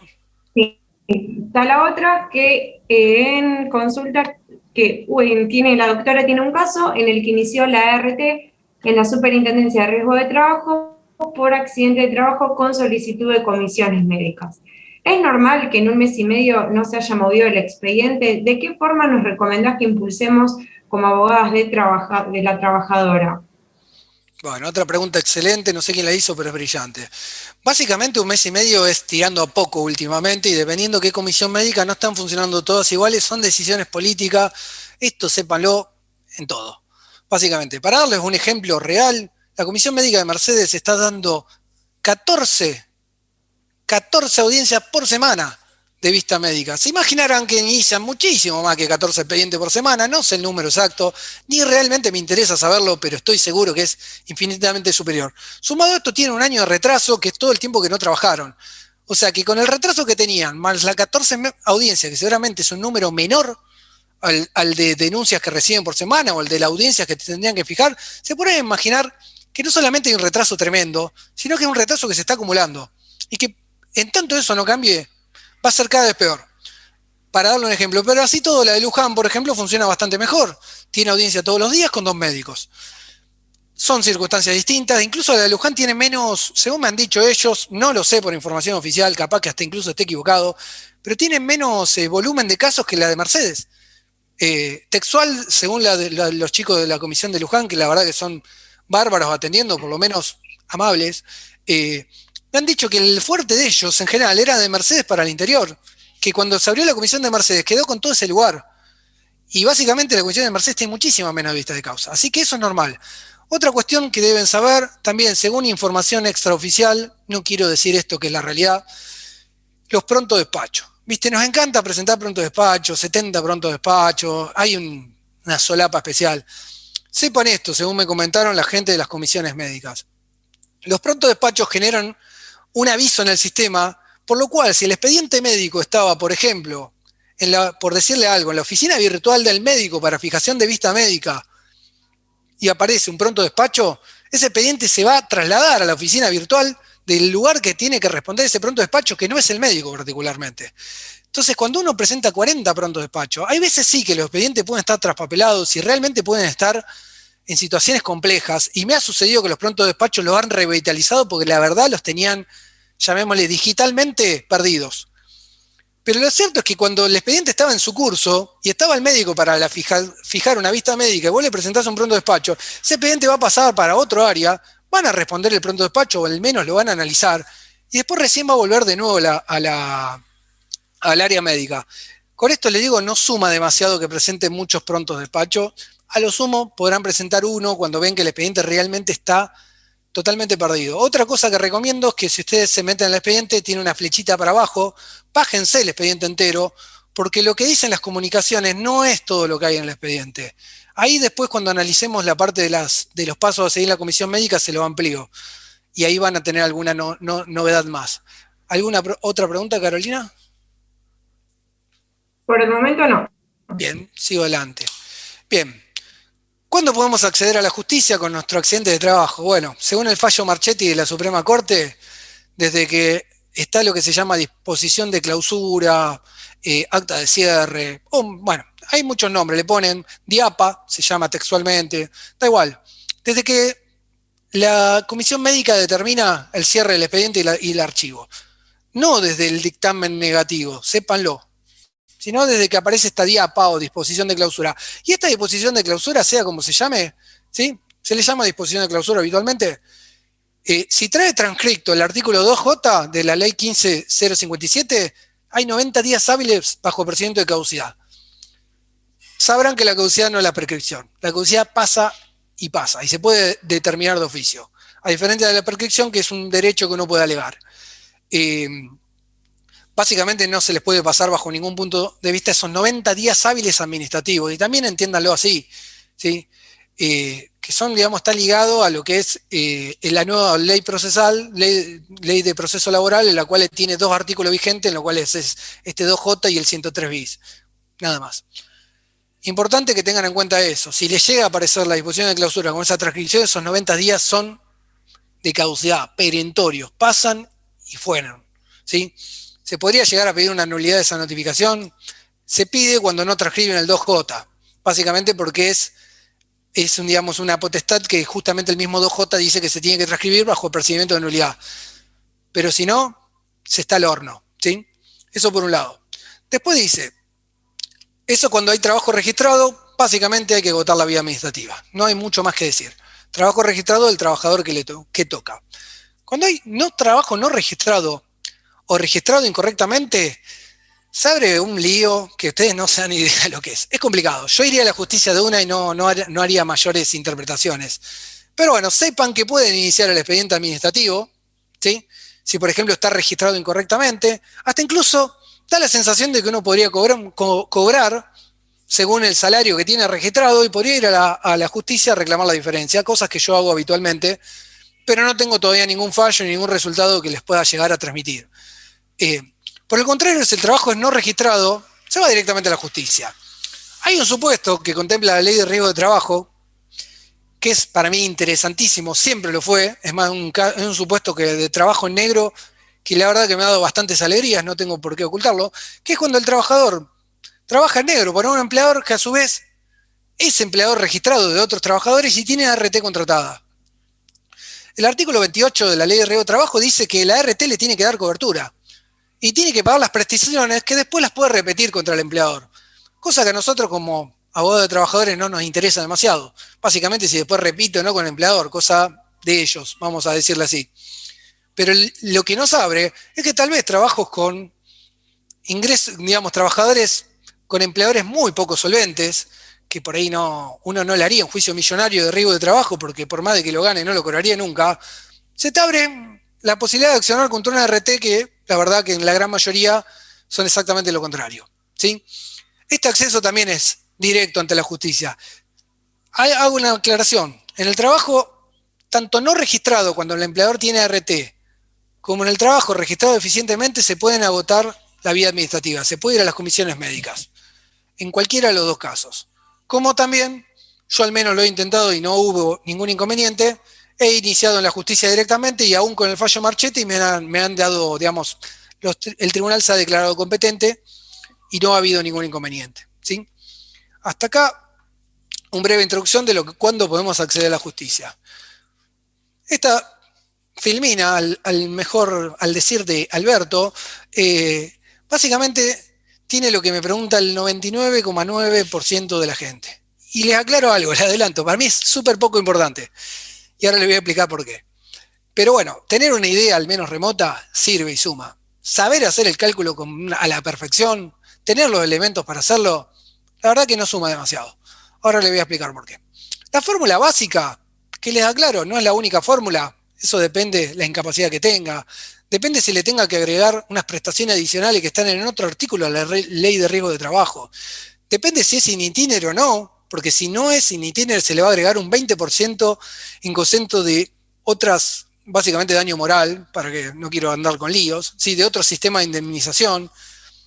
Más allá de eso, la fórmula básica surge de ese cálculo, que está ahí, que es multiplicar el 53, el número 53 no tiene otra explicación, ni varía, por el ingreso base, por el porcentaje de incapacidad, por el coeficiente de la edad. Y acá le voy a dar los 3 elementos que tenemos que saber para saber cuánto es, que básicamente cuánto ganaba, ¿sí? El porcentaje de incapacidad y la edad que tenía. En cuanto a la edad, le hago algo muy simple. Si el señor tenía 20 años, 20 años cobra el triple de lo que si el señor tenía 60. No es exacto el número que les digo, pero es prácticamente perfecto, ¿sí? Es decir, un pibe muy joven, por más que tenga la misma incapacidad, el mismo salario que un señor muy adulto, la indemnización va a ser 3 veces mayor que respecto a la de un señor adulto. Obviamente el porcentaje de incapacidad es totalmente trascendente para esto y eso no hace falta ni que se los diga. Es básicamente la esencia de todo el cálculo. Y después está lo que es el ingreso base, que es recontra importante. El ingreso base tiene 2 truquitos, básicamente. Como ustedes ven, acá yo les transcribí la redacción según la ley 27348. Cosa importante, importantísima. Si ustedes van a la ley de riesgo de trabajo de Infolec actualmente van a ver que ese artículo está diferente. ¿Por qué? Porque está según un decreto que hizo Macri, que no está vigente porque hay una medida cautelar que lo suspendió. No obstante eso, en el texto de la ley sigue apareciendo ese decreto, ¿sí? Así que básicamente no es el texto que tenemos que usar. Tenemos que usar el texto de la ley 27348. Y acá viene todo el tema de las normas complementarias y las disposiciones, que es realmente un lío, ¿sí? Peor aún, ¿qué pasa si el trabajador le viene un caso rebotado, supongamos, porque a esta altura no lo podría iniciar, que tuvo un accidente antes de la ley 27348? Bueno, tendría que ser un texto que tampoco está ni en esta ley ni en la anterior, o sea, tienen que bucear por textos legales o páginas para poder encontrar el texto que resultaría aplicable en ese caso. Yo le voy a leer este texto que es el vigente en la actualidad hasta que esa medida cautelar efectivamente quede, o sea, o bien se determine la inconstitucionalidad de esa norma o bien se determine que es perfectamente aplicable y pasa a ser el nuevo texto vigente. Es el promedio de los ingresos del último año o periodo menor actualizado mensualmente por RICTE hasta la primera manifestación invalidante. La primera manifestación invalidante, en el caso de las enfermedades laborales profesionales, es cuando el trabajador se enteró que tenía algo. Esto se puede enterar de muchos modos y es una de las cosas que nosotros como abogados podemos manipular más para traer la fecha más sobre nosotros y si hay algo que está presumiblemente prescrito porque es muy viejo, podemos, entre comillas, revivirlo. En cambio, los accidentes de trabajo no hay otra. Es la primera manifestación invalidante es el accidente de trabajo en sí. O sea, más allá que el 10 a cubo, la fecha de prescripción va a ser otra, que no quiero ahondar en eso, básicamente la primera manifestación invalidante es esa. ¿Qué sucede? Nosotros tenemos que actualizar por RICTE. El RICTE es una tabla que si ustedes ponen RICTE le va a aparecer el RICTE de muchos meses. Y para dar un ejemplo, ustedes tuvieron un accidente de trabajo en diciembre de 2020, va a haber un RICTE que va a ser un número, ¿sí? Ese número, si se van a ver el número del mes anterior, es decir, de noviembre de 2020, van a ver que ese número va a ser menor. Y así sucesivamente. Entonces, ¿qué sucede? Si ustedes dividen el RICTE de diciembre de 2020 por el RICTE de noviembre de 2020, le va a dar un número, ¿sí? Le va a dar un resultado que se llama coeficiente, algo así como 1,019. Yo el otro día lo saqué, por eso me lo guardo, pero no importa, un número que es mayor a 1, pero apenitas mayor a 1, ¿sí? Ese coeficiente del mes de noviembre, porque nosotros usamos el RICTE del mes del accidente por el RICTE del mes de noviembre, ese coeficiente que se forma, es el RICTE que tenemos que es el coeficiente que tenemos que multiplicar el salario que el señor cobró en noviembre. Entonces nos va a dar entre 7 millones de comillas el salario actualizado de noviembre. Y así lo mismo para todos los meses que compone el año anterior, si es que el señor trabajó más de 12 meses, y si trabajó menos, hasta cuánto haya trabajado, ¿sí? Así que esa actualización por RICTE es bastante sencilla. No obstante eso, si ustedes vienen un trabajador que se accidentó ahora, por ejemplo, que se accidentó en febrero, para no ser tan extremista, se van a dar cuenta que el último RICTE publicado es diciembre de 2020. Así que ni siquiera van a poder actualizar debidamente, ¿sí?, ese salario de ese trabajador en su estudio. Por lo menos hasta que no publiquen el RICTE de febrero del 2021. Cosa que estamos 2 meses atrasados. O sea, faltan 2 meses por lo menos para que podamos ver eso. A la actualidad, les digo, hoy, consultado hoy a la mañana. Así que, básicamente, ni siquiera van a poder hacerlo bien, aunque quisieran, en este momento. Otra cosa importante, ese salario tiene el punto número 2, si ustedes ven, se va a actualizar con la tasa activa del Banco Nación, que si ustedes se meten en la página del Consejo de la Magistratura de Cava, van a ver que existe, así como está escrito, tasa activa del Banco Nación, no dice más nada. O sea, no dice ni promedio, ni la cartera, nada. Tasa activa del Banco Nación, ponen el salario actualizado con RICTE que les dio, le ponen la fecha del PMI y le ponen a la fecha de la actualidad, o a la fecha de efectivo pago, o a la fecha que quieran hacer el cálculo. Obviamente no puede ser fecha futuro, tiene que ser la fecha del presente para atrás. Ahí le va a dar la actualización con la tasa activa. Dicho estas dos cosas, se dan cuenta de 2 circunstancias. Primero, se los adelanto yo, el salario que surge de la actualización con RICTE no es tan diferente al último salario en general. O sea que si ustedes quisieran tener un monto de referencia para saber cuánto el señor le correspondía cobrar, si usan ese último salario, les va a dar un valor que va a andar por ahí. ¿Sí? Va a ser, raramente esté muy lejano. Y sin hacer demasiado esfuerzo, ¿no? Un monto para uno saber si el caso vale tal o vale cual. Y la tasa activa no la pueden calcular hasta que la ART no pague. Por eso las liquidaciones dinerarias, que ahora lo van a ver, básicamente las comisiones médicas demandan la liquidación 1 o 2 días antes, porque básicamente te están mandando la liquidación lo más pegado posible. ¿Por qué? Porque antiguamente lo hacían con una semana de antigüedad y la mayoría de letrados se quejaba porque te estaban comiendo una semana de intereses y dependiendo de los montos era una suma importante. Entonces actualmente le hacen bastante pegado. A mí incluso me la han mandado el mismo día de la audiencia, para que tengan una idea, ¿no? Ahora paso, ¿alguna duda, alguna inquietud? Avanzo. Sí, ahí te iba a decir justo, una colega pregunta si respecto de la fórmula básica del artículo 14, si el accidente es in itinere, ¿no se puede reclamar el daño moral? Bien, 2 cositas con eso. Hay un fallo que ya determinó que no, porque básicamente esos supuestos de otro tipo de reparación, que serían daño moral, pero yo le pongo daño moral entre 20 millones de comillas, ¿sí? No es daño moral estrictamente. ¿Qué sucede? En los fallos esto lo que dijeron, palabras más, palabras menos, es que no podría proceder una reparación integral si, por ejemplo, el accidente es in itinere, porque no hay deber de seguridad de la ART en el camino al trabajo, ¿sí? Ni tampoco lo hay del empleador, ¿sí? Y entonces, como no procedería, digamos, la ART no puede hacer absolutamente nada para prevenir, ni cubrir, ni mejorar lo que sucede en el trayecto del trabajo, básicamente no. Los fallos estos lo desestimaron. Ojo, antes había fallos que sí lo admitían.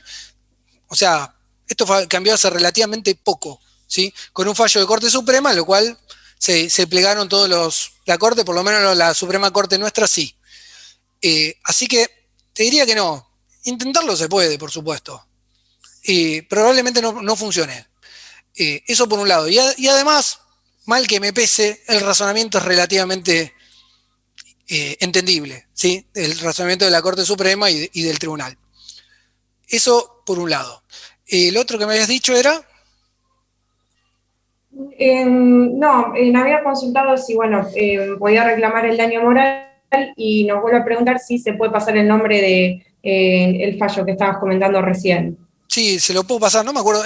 Me sale Expósito porque me sale Expósito para cualquier cosa, pero no es Expósito. Pero después lo busco y se los paso. No hay ningún problema, ¿sí? Es más, no sé si no es Expósito, pero bueno, pónganle muchas comillas. No tengo gran memoria de eso. Se lo acepto. Voy siempre a lo que tengo escrito. Bueno, ¿había otra consulta al respecto? Por ahora no. Bien. Bueno, avanzamos con lo que eran prestaciones dinerarias y le pongo un esquema básico. La idea es que yo les pase el PowerPoint, el que lo quiera lo tenga. más o menos de que si hay que atender a un trabajador, más o menos cómo hay que hacer. Un esquema súper básico, chicos, puede estar infinitamente modificado, pero bueno, es al menos en base a mi experiencia. Bien, cuando uno tiene un accidente en el trabajo o enfermedad profesional, se inicia con lo que es una denuncia, ¿sí? La denuncia la puede hacer el empleador, en la gran mayoría de los casos lo hace el empleador, o bien lo podemos hacer nosotros, o sea, lo pueden hacer los trabajadores directamente a la RT, o nosotros mediante telegrama laboral o los formularios que ellos tienen o los canales habilitados en general, ¿sí? Se hace la denuncia, la RT tiene la obligación, porque tiene la obligación, de brindar prestaciones en especie en esos primeros días, 10 días, que son los primeros 10 días que la RT tiene para rechazar. Este rechazo, la RT puede extender estos primeros 10 días a 20, ¿sí? O sea, puede extenderlo de 10 a 20, pero te lo tiene que notificar te lo tiene que notificar fehacientemente en este plazo de 10 días. Y te tiene que decir que, bueno, básicamente lo extienda a 20. Es lo que habitualmente están haciendo la RT en la actualidad. De forma automática cursan una carta de documento que te llega donde extienden el plazo de 10 a 20. Otra cosa importante, ¿puede pasar que la RT te rechace sin haber visto al trabajador? Sí, puede pasar. Si la denuncia está hecha de determinado modo, puede pasar que te rechacen. Es decir, si la RT entiende que por el solo hecho de la denuncia surge que hay una enfermedad, por ejemplo, no listada, o surge que no está el agente de riesgo porque, no sé, le consulta al empleador o tiene su mapa de riesgo, lo que sea que fuera, no está el agente de riesgo, te puede rechazar. Ahí después le voy a hacer, ahí abajo vienen los truquitos y por eso siempre que pueden llegar a tener cuando hacen esta denuncia, por lo menos para verificarla si le hicieron bien o no. Y por el contrario, te puede aceptar la contingencia. Le aclaro algo, la RT no acepta expresamente contingencias, o sea, no va a llegar una carta de documento diciendo acepto la contingencia, simplemente la contingencia que no es rechazada se entiende aceptada.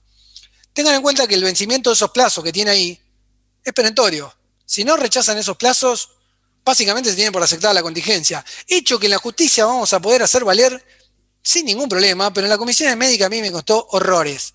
Al punto que la comisión médica considera como fecha del rechazo la fecha que libraron la carta de documento, que coincide con la que le informa la RT, que muchas veces incluso me ha pasado que la RT informa un día y la libró el siguiente. O sea, pero así todo para la comisión médica lo que dice la RT es palabra santa y opinar lo contrario es no te dan bolilla, básicamente. Con esto les quiero decir que puede ser una contingencia que tengamos aceptada tácitamente por no rechazo en plazo, tiempo y forma. También sabemos como abogados que las comunicaciones son recepticias, la fecha no es la que se libra la carta de documento, es la que le llega al trabajador. Y eso lo sabemos perfectamente. Bueno, la comisión médica no acusa recibo de eso, entonces toma ciertos datos que siempre benefician a las ART. Y por ahí podemos tener el caso de un caso re interesante, que esté la contingencia aceptada y que la comisión médica nos dé poco o nos la rechace, y que sepamos que en la justicia lo tenemos ganado. Por lo menos tenemos la aceptación de la contingencia y lo que diga el perito médico será el porcentaje de incapacidad. Y tenemos un recaso, la verdad que muy interesante, y le digo que tengo varios casos así. Uno tiene que evaluar si le conviene aceptar lo que la comisión médica le da, o en las condiciones que se le da, o bien avanzar. Consejo práctico, ¿sí? Bien, como le decía, la aceptación es el no rechazo y básicamente brinda tratamiento hasta la alta médica, ¿sí? Esta alta médica en algún momento ocurre. Si no, va a ocurrir por el mero paso del tiempo, pasados los 2 años, ¿sí? Donde se entiende que la incapacidad laboral temporaria se va a convertir en incapacidad laboral definitiva, por más de que quede en instancia de curación, de mejora, etcétera, etcétera. ¿Sí? Consejo práctico. Revisar la denuncia en lo posible con un médico en caso de ser necesario rectificar. Súper clave. Yo la verdad, me he entrometido en casos que la verdad que se las denuncias eran muy malas, hechas por el empleador. El caso típico que van a ver ustedes, que capaz que algún colega lo está preguntando y yo no lo leo, caso típico que van a ver ustedes es, estaba levantando una caja y sufrió un tirón en la espalda. Esa la van a ver, pero 10.000 millones de veces. ¿Qué sucede, gente? Eso no es un accidente de trabajo, porque le van a hacer todo el expediente, incluso le van a rechazar, van a lograr que se lo admitan, o no lo sé. Van a llegar a la determinación de la incapacidad y le van a determinar 0. ¿Por qué? Porque hay una frasecita que usa siempre la comisión médica que va a decir que no guarda relación etiocronológica con el hecho denunciado. ¿Qué significa? El señor tenía 4 hernias de disco en la espalda, tenía la espalda hecha pelota, y esa caja que levantó no le produjo todo eso. Entonces no es un accidente de trabajo, es una enfermedad profesional. Y que ustedes sigan avanzando y se metan en toda la tramitación en base al accidente de trabajo, la verdad que va a ser una pérdida de tiempo. Les conviene advertir que es una denuncia mal hecha, rectificar al toque con un telegrama o ampliar, o hasta incluso reingresar si fuera el caso, pero tienen que denunciar como enfermedad profesional. Analicen bastante. Y estas cuestiones a veces los abogados creemos que lo sabemos, que lo podemos entender. Y hay muchas circunstancias médicas que realmente ignoramos. Idealmente, consultar con un médico. Incluso puede ser un médico que no sepa de derecho laboral, o sea, que no sea un médico legista, pero que medianamente les pueda explicar si esa enfermedad se puede producir levantando una caja, o si realmente es con el paso del tiempo y es completamente imposible que el señor ese levantando 4 kilos que tenía la caja de fideo porque era repositor de Carrefour, ¿sí? Le dieron todas esas secuelas. Porque básicamente van a hacer todos trámites de expediente que pueden hacer todo lo que quieran, hasta en la justicia van a fracasar, porque la contingencia está mal denunciada. Y de hecho, si la contraparte es viva, le archivan el expediente y se lo mandan a tramitar de nuevo a la comisión médica, ¿sí? Así que revisen la denuncia.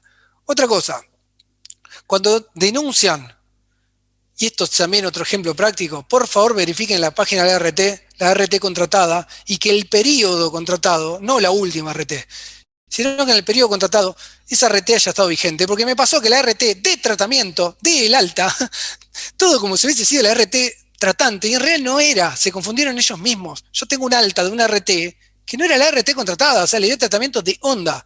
¿Cuándo me enteré de eso? Cuando la comisión médica me archivó el expediente, porque básicamente no era la RT vigente.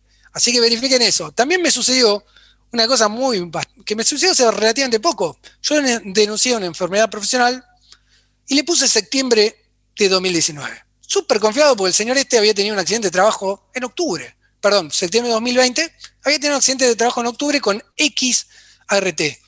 ¿Qué sucedió? El 1 de octubre habían cambiado RT. O sea, puede ser casualidad, pero me pasan todas y básicamente les recomiendo que verifiquen, no pierdan nada. Entonces, ¿qué tuve que hacer? Rectificar la denuncia de la RT anterior.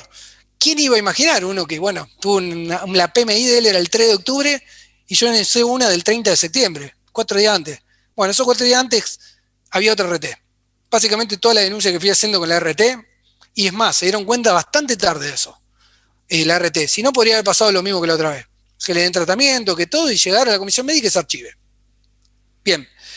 Y en cuanto a la denuncia de la enfermedad profesional, es el lugar que más claro tienen que tener. Es el lugar donde nosotros más provecho podemos sacar, más casos podemos sacar de la galera, y como profesionales, ¿no? Viene el señor que trabajó en el campo 15 años, que cargaba fardos y que está en negro. Pero el empleador sí tiene otro empleado y tiene RT, y ya es un caso interesante. No lo vamos a resolver en la comisión médica, pero vamos a ir al juicio igual, porque además tenemos que ir por el trabajo en negro. Y además de ese trabajo en negro le podemos sumar una enfermedad profesional, que seguramente tenga el señor que trabajó 15 años cargando fardos, ¿sí? De forma casi manual o haciendo esfuerzos tremendos. Y la verdad que pasa a ser de un caso de un despido de trabajo agrario de 15 años de antigüedad, bueno o no, discutible, contra un trabajo real, contra un accidente que probablemente dé bastante incapacidad porque el señor no esté en sus mejores condiciones. Así que esa denuncia de enfermedad profesional hay que tener muchísimo cuidado. Se pueden clavar la tumba, se las pueden rechazar sin verlo. Y ahí yo hice una aclaración y ustedes van a ver que les va a parecer recontra absurdo, pero muy absurdo, pero es lo más útil. La enfermedad profesional se puede denunciar por diagnóstico o por sintomatología. Si ustedes denuncian por diagnóstico, la RT no necesita ver al paciente para rechazar. ¿Por qué? Porque ya tiene el diagnóstico. Y si el diagnóstico tiene una enfermedad no listada o tiene, no sé, algo, básicamente la pueden rechazar solamente por lo que nosotros le pusimos. Tampoco estamos obligados a denunciar al agente de riesgo, no cometan errores, pero sí las tareas que realizaba. Y las tareas que realizaba son los agentes de riesgo en la gran mayoría de los casos. Otra circunstancia a tener en cuenta es que cuando denuncia por sintomatología pueden ser suficientemente ambiguos y amplios para contener todo lo que el señor tiene. Y no necesitan ser médicos. Pueden hablar de dolor en la espalda, de problemas al levantarse, de inconveniente al flexibilizar el codo, hasta incluso más amplio todavía. Pueden poner 10 cosas a la vez. Eso lo pueden hacer, no se atan a nada en particular, y la RT tiene la obligación de hacer la atención médica. No tiene otra opción. Y ahí le puse recordar siempre, para que vean, el objetivo siempre es conseguir el alta. Porque el alta es la que nos va a facultar para iniciar el trámite de divergencia o determinación de la incapacidad para intentar obtener algo de dinero, que es básicamente nuestro objetivo final. Tengan en cuenta que la ley de riesgo de trabajo tiene otros objetivos, prevención de los accidentes, todo. No creo como abogados de trabajadores, hasta incluso ni de empresas, estemos demasiado interesados en esa parte. Es una faceta bastante más rara, que también está cubierta por la ley de riesgo de trabajo, pero insisto, no creo que una charla de 40 minutos sea interesante hablar. ¿Alguna duda o algo? Agustín, sí, una colega pregunta cómo acreditamos los agentes de riesgos en comisiones médicas. Denuncia, denuncia de los hechos, no te queda otra, no hay opciones. O pueden ofrecer toda la prueba que quieran, pero básicamente no te la admiten nunca. La prueba idónea sería la testimonial, por supuesto, pero la pueden ofrecer, no se las van a dar, y si se las dan, golazo. Pero si no, cuando ponen el relato de los hechos, tienen que poner muy claro que el agente de riesgo, por ejemplo, bipedestación con movimiento nulo, para el tema de las varices, es uno de los agentes de riesgo. ¿Qué significa? Que el señor está parado y no se movía, o se movía muy poco. Y dice que el lapso tiene que ser no menor a 3 horas y la bipedestación no más de 100 metros. Así que, si te dice eso el baremo, aunque el señor esté sentado en su silla, ¿sí?, en una computadora, van a tener que decir que trabajaba parado y que no se movía por lo menos por 4 horas, 3 horas. Por lo menos tienen que ir al mínimo de lo que pide el baremo, porque cualquier otra cosa que pidan, cualquier otra cosa que pongan, básicamente se lo van a desestimar porque no está cumplido el agente de riesgo. Nosotros el esfuerzo lo tenemos que hacer desde ahí. Obviamente después la comisión médica, la SRT, va a tener opciones para desacreditar eso y eventualmente resolverán lo que quieran, pero nuestra obligación es poner eso. Otra cosa importante, que las enfermedades profesionales tienen que ser el mismo puesto de trabajo por no menos de 3 años. Eso está enterrado en el baremo al final de todo prácticamente, pero no te dan ni idea los problemas que les trae los abogados que no conocen esto. ¿Por qué ponen que el puesto de trabajo trabajaba hace 1 año y medio? Y básicamente no te da la antigüedad de 3 años y te lo rechazan por eso solo. O sea, una palabrita que se pone, un numerito, que les aclaro, ponen lo contrario y no se entera nadie en la comisión médica. Pero si ponen eso, ya se cavaron su propia tumba, directamente. Así que bueno, hay que tener bastante. Las enfermedades profesionales son un tema bastante específico y complejo. Pero bueno, son datos, tips. ¿Hay otra consulta? No, por ahora no. Bien. Creo que esta es la anteúltima, así que voy a intentar ser lo más breve posible. Esquema básico de trámite ante las comisiones médicas. Bueno, está escrito acá, es básicamente esto. Se inicia el expediente por nosotros. Automáticamente sale una notificación a la SRT de que haga el informe del caso, de acompañe documentación, llámele como quieran. Es automático, no hay ningún mérito en eso, o sea, lo hace el sistema. No quiere decir que la ART se declaró competente, que no lo va a archivar, nada. Es por sistema. Después de eso viene lo que habitualmente se llama análisis del área, aunque esto es la mayoría de los casos, hay otros casos que son diferentes. El análisis del área es un dictamen que emite la Secretaría Técnico-Legal y más o menos dice, está todo bien. Se presentó el trabajador, cumplió todos los requisitos legales, se presentó la RT, cumplió, que pase al área médica. Ese análisis del área lo pueden ver ustedes si se bajan el expediente, pero no lo pueden ver como notificación, por eso le digo que siempre se bajen el expediente, para poder analizar si realmente hay algo nuevo que no pueden ver como ahí en la parte de las notificaciones, vieron la parte del sobrecito, vamos a llamarlo así, ¿sí? Si la RT lo considera pertinente, hay casos que lo consideran no pertinente y que cree que con la documentación que hay ya puede dictaminar. Se pasa al área médica. Se pasa al área médica, básicamente, el área médica lo que hace es decir si está todo bien para ver una vista médica, que en el 99% de los casos pasa eso. Hay un 0,1% de los casos que la comisión médica dice que en realidad falta un estudio, que falta información, que la RT tiene que acompañar algo que no acompañó, o que dice que acompañó pero no está, o no se lee. Es muy raro, pero puede pasar. También hay cita vista médica, esa notificación sí les va a llegar a su correo electrónico, de hecho les llega una notificación que llega al correo electrónico, habitualmente, no siempre, y además aparecen los sobrecitos. Después hace la vista médica. Esa vista médica, dependiendo del tipo de trámite, va a ser el último momento que uno va a poder acompañar prueba. Si es un tipo de trámite por rechazo, no va a poder acompañar nada más de lo que acompaña al principio. Y esta diferencia ténganla en cuenta porque es una forma de confundirse muy fácil. Los trámites de determinación de la incapacidad, ya sea por divergencia o no, se puede acompañar información médica hasta en la misma vista médica. En los trámites de rechazo, no. Todo va a quedar planteado tal cual se planteó al inicio, ¿sí? Y es bastante clave eso, porque uno, confiado con que en el otro trámite pueda acompañar una historia clínica, en los de rechazo muchas veces esos informes médicos son bastante trascendentes. Y no es lo mismo acompañarlo de una que acompañarlo después, que no te lo van a tener en cuenta. Bien, después vienen los alegatos. Los alegatos básicamente es que nos ponemos a trabajar un poquito de abogados, pero en realidad son todos alegatos médicos. Yo no le veo gran utilidad. Hay casos muy excepcionales que le veo utilidad, pero en realidad, como el baremo es tan cuadrado, en el sentido de que dice que si vos tuviste una flexión de 0 a 30 grados, te tienen que dar un 1%, no hay que alegar sobre eso. Eso está escrito. Hasta incluso si en el dictamen médico está mal, podemos pedir que lo corrijan, porque eso es algo indiscutible. Sí podemos alegar si, por ejemplo, pedimos que cierta intervención quirúrgica fue o no, con ciertas características que te da más o menos porcentaje de incapacidad según las características. Ejemplo, la operación de hernia de disco traumática tiene un 10% cuando la común tiene un 5%. Bueno, o no me acuerdo cómo era, puedo tener errores en eso, pero digamos, son como características que se le dan tipos, para los que parecido a los tipos penales, como mientras más cosas va teniendo, uno puede mostrar. Eso por ahí sí, interesante decir que como está glosado fojas tanto, o el informe de un médico amigo de ustedes que diga que se advierte perfectamente que a fojas tanto hay realmente esa característica que tiene que tener esa lesión para que te dé un poquito más. Pero lo que son las limitaciones funcionales, que son las que ponen flexión de la rodilla 0,30 grados, 0,120, eso es indiscutible, no es necesario hacer un alegato de eso.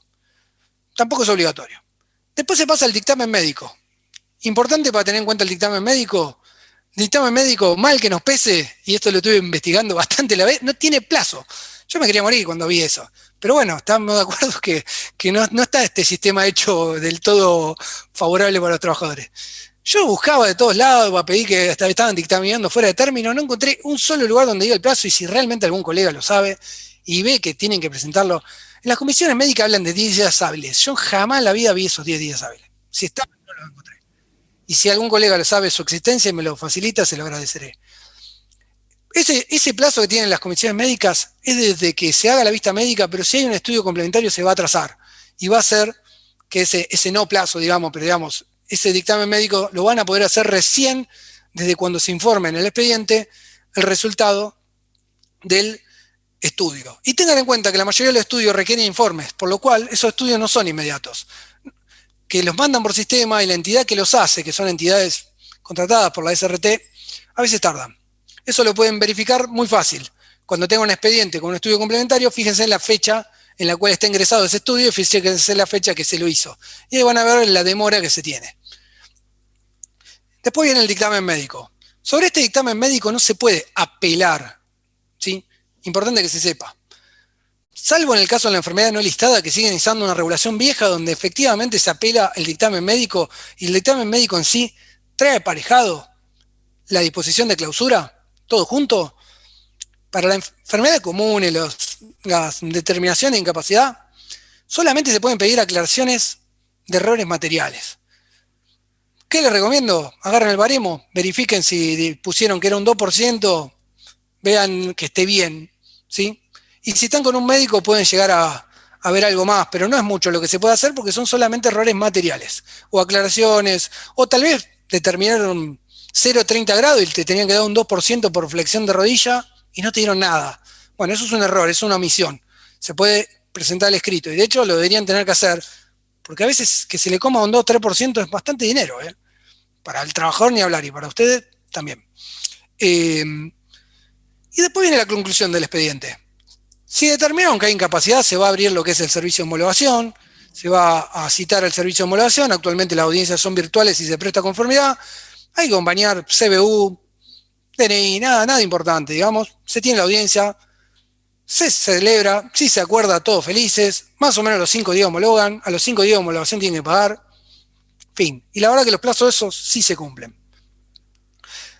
En cambio, si no hay incapacidad, no alcanza con el dictamen con 0, salvo que se tramite de una enfermedad no listada, sino tienen que esperar lo que se llama la disposición de clausura para tener el expediente culminado. recién con eso van a poder avanzar. ¿Alguna duda? ¿Algo? ¿Alguna pregunta? Me tenía que desmutear. Sí, una colega pregunta si las comisiones médicas interrumpen la prescripción. Sí, pero la interrumpen según el registro civil, según el Código Civil, quédense tranquilos. ¿Y cuándo dejan de interrumpir? Con la disposición de clausura, es decir, cuando quedaron expeditas la vía judicial. Ojo, que esa interrupción de la prescripción no va de la mano con los días con la caducidad. Que por más que interrumpa la prescripción y uno diga, ya tengo 2 años de nuevo. No, señor. Es la caducidad de 90 días. Ojo ahí. ¿Sí? No confundan. ¿Hay otra duda? No, por ahora no. Bien. Creo que esta es la última, ni me acuerdo. Ya se las digo. Bien. Notas para presentar a la justicia.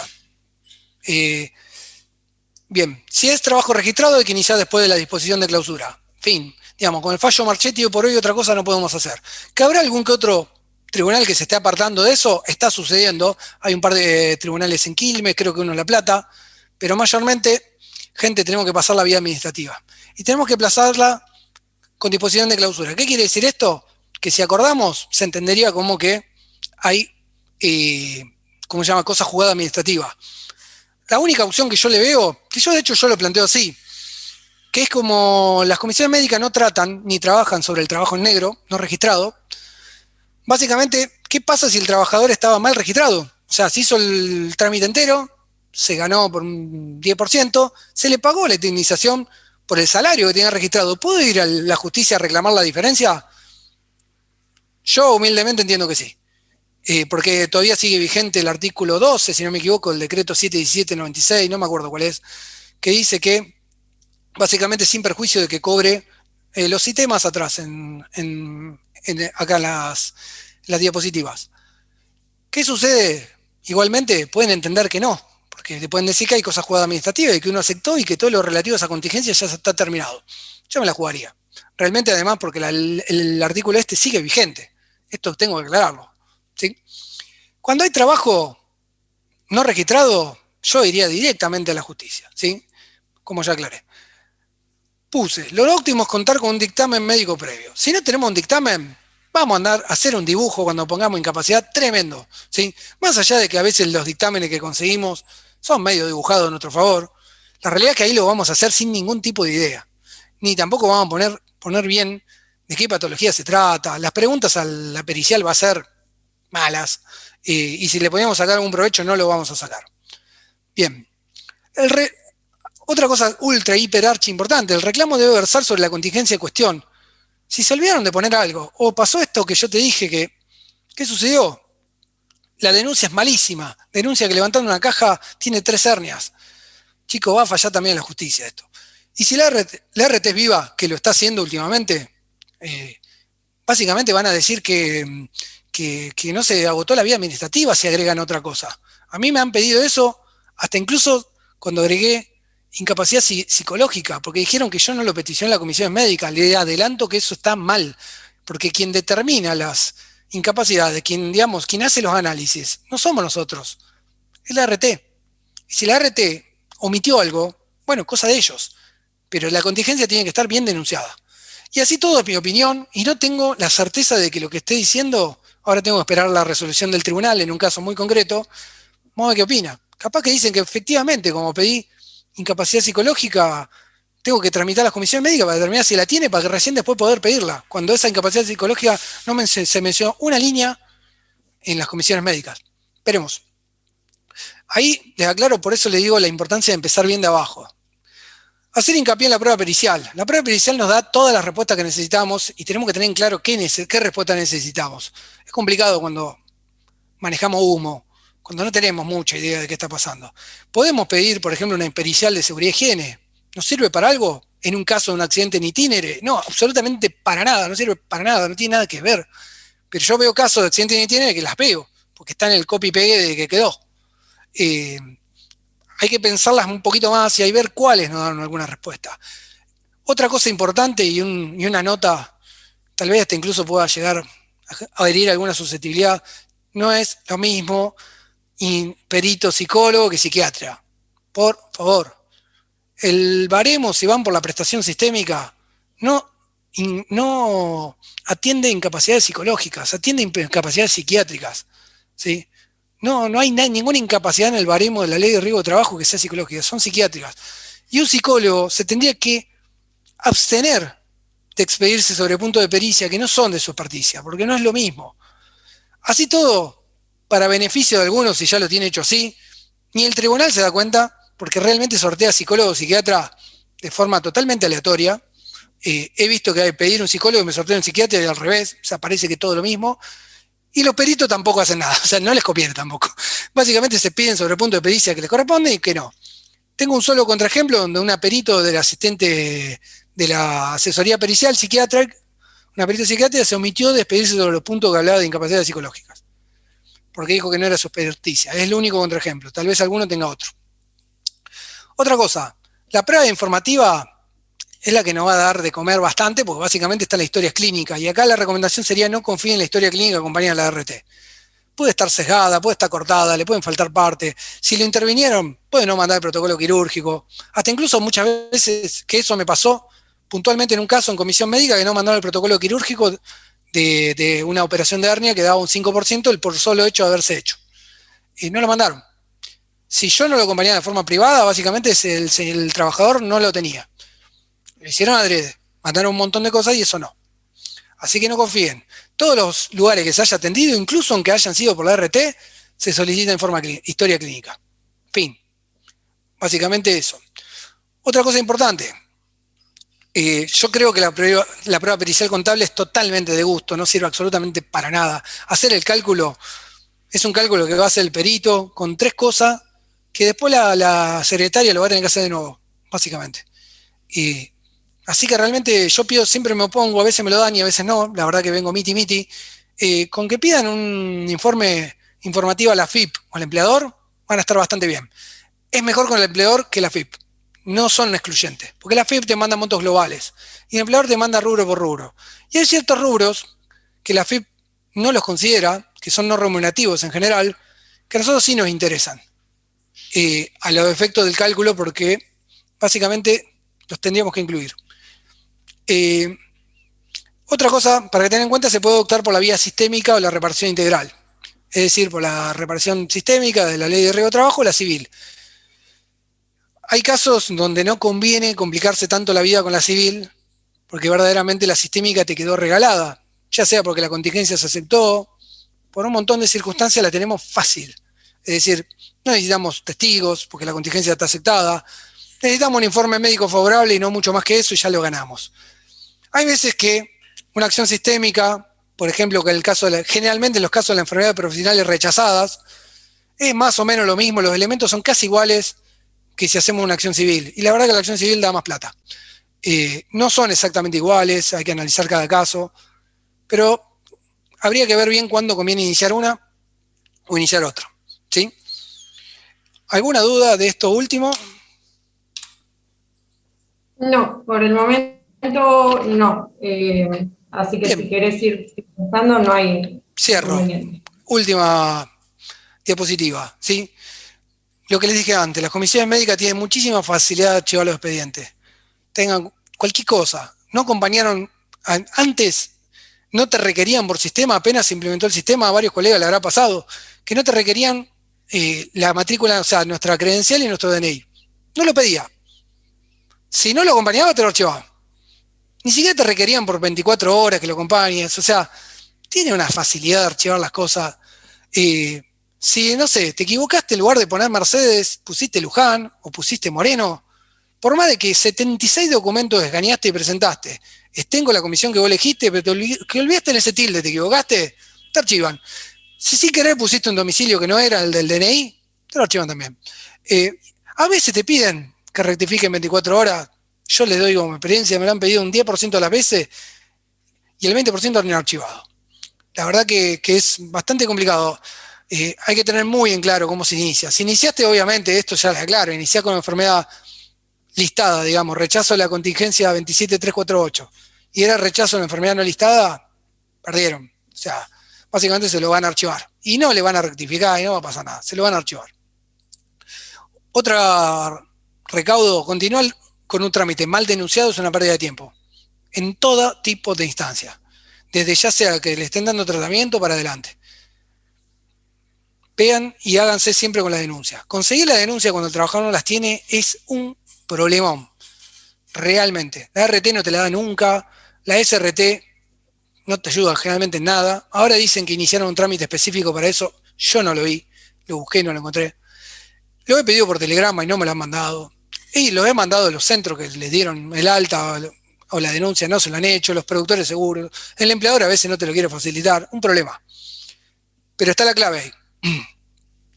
Y estar permanentemente actualizado con la normativa, hay un montón de foros, páginas, es la única manera. La verdad que estar viendo boletín oficial no creo que sea una opción, no lo recomendaría al menos, o sería muy aburrido. Estar en ciertas páginas que medianamente te van diciendo, son muchas las páginas de Facebook, hay muchas muy interesantes, también hay foros de WhatsApp, grupos de WhatsApp, estar en alguno, no leer todo, no leer el último fallo de última, a veces está bueno, pero es tan engorrosa la materia que a veces te agota mismo eso, pero medianamente saber que salió una resolución y que te pide que el trabajador tiene que tener la clave fiscal, estar ahí. Y bueno, eso es todo. Si tenés alguna consulta final, ningún problema. No, tengo por el más nada momento, que agregar. No sé si alguien se quiere desmutear para hacer alguna consulta final o la quiere escribir por el chat, no hay inconveniente. Si no, ya, bueno, damos por finalizado. Agustín, agradecerte por el tiempo, por todas las sugerencias prácticas que nos diste en un mundo complejo que sabemos que son las comisiones médicas, las ART, esos tips con respecto a enfermedades listadas, no listadas, la verdad excelente. Nada más que palabras de agradecimiento y por sumarte a esta movida. Bueno, muchas gracias. No sé si me excedí por ahí 15 minutitos, pero no tenía el reloj encima. Cualquier cosa me escriben un mail o me consultan por mi teléfono, no tengo problema, no es necesariamente compartir el caso ni participar. Si los puedo ayudar, los ayudo sin ningún tipo de retribución, digamos. Sépanlo también eso. Suelo generalmente colaborar bastante con los colegas, no creo que sean adversarios en lo más mínimo, para nada, somos... Y además cuando a veces necesito ayuda, espero que alguien me tire una soga y esto funciona en un ida y vuelta. Y bueno, me escriben al mail, mi mail, no sé, ahora es asupa@estudiogrupomas.com, o mi teléfono que, bueno, Carolina lo tenés o lo tienen en general, ningún drama. Bueno, muchísimas gracias nuevamente, Agustín, y bueno, nos encontramos el próximo martes, ya con todo lo que es la parte del proceso laboral. Como siempre, agradecer la participación y el tiempo de todos los que estuvieron, y agradecer como siempre al área académica del colegio que nos está bancando desde siempre. Y bueno, nos vemos el próximo martes. Adiós.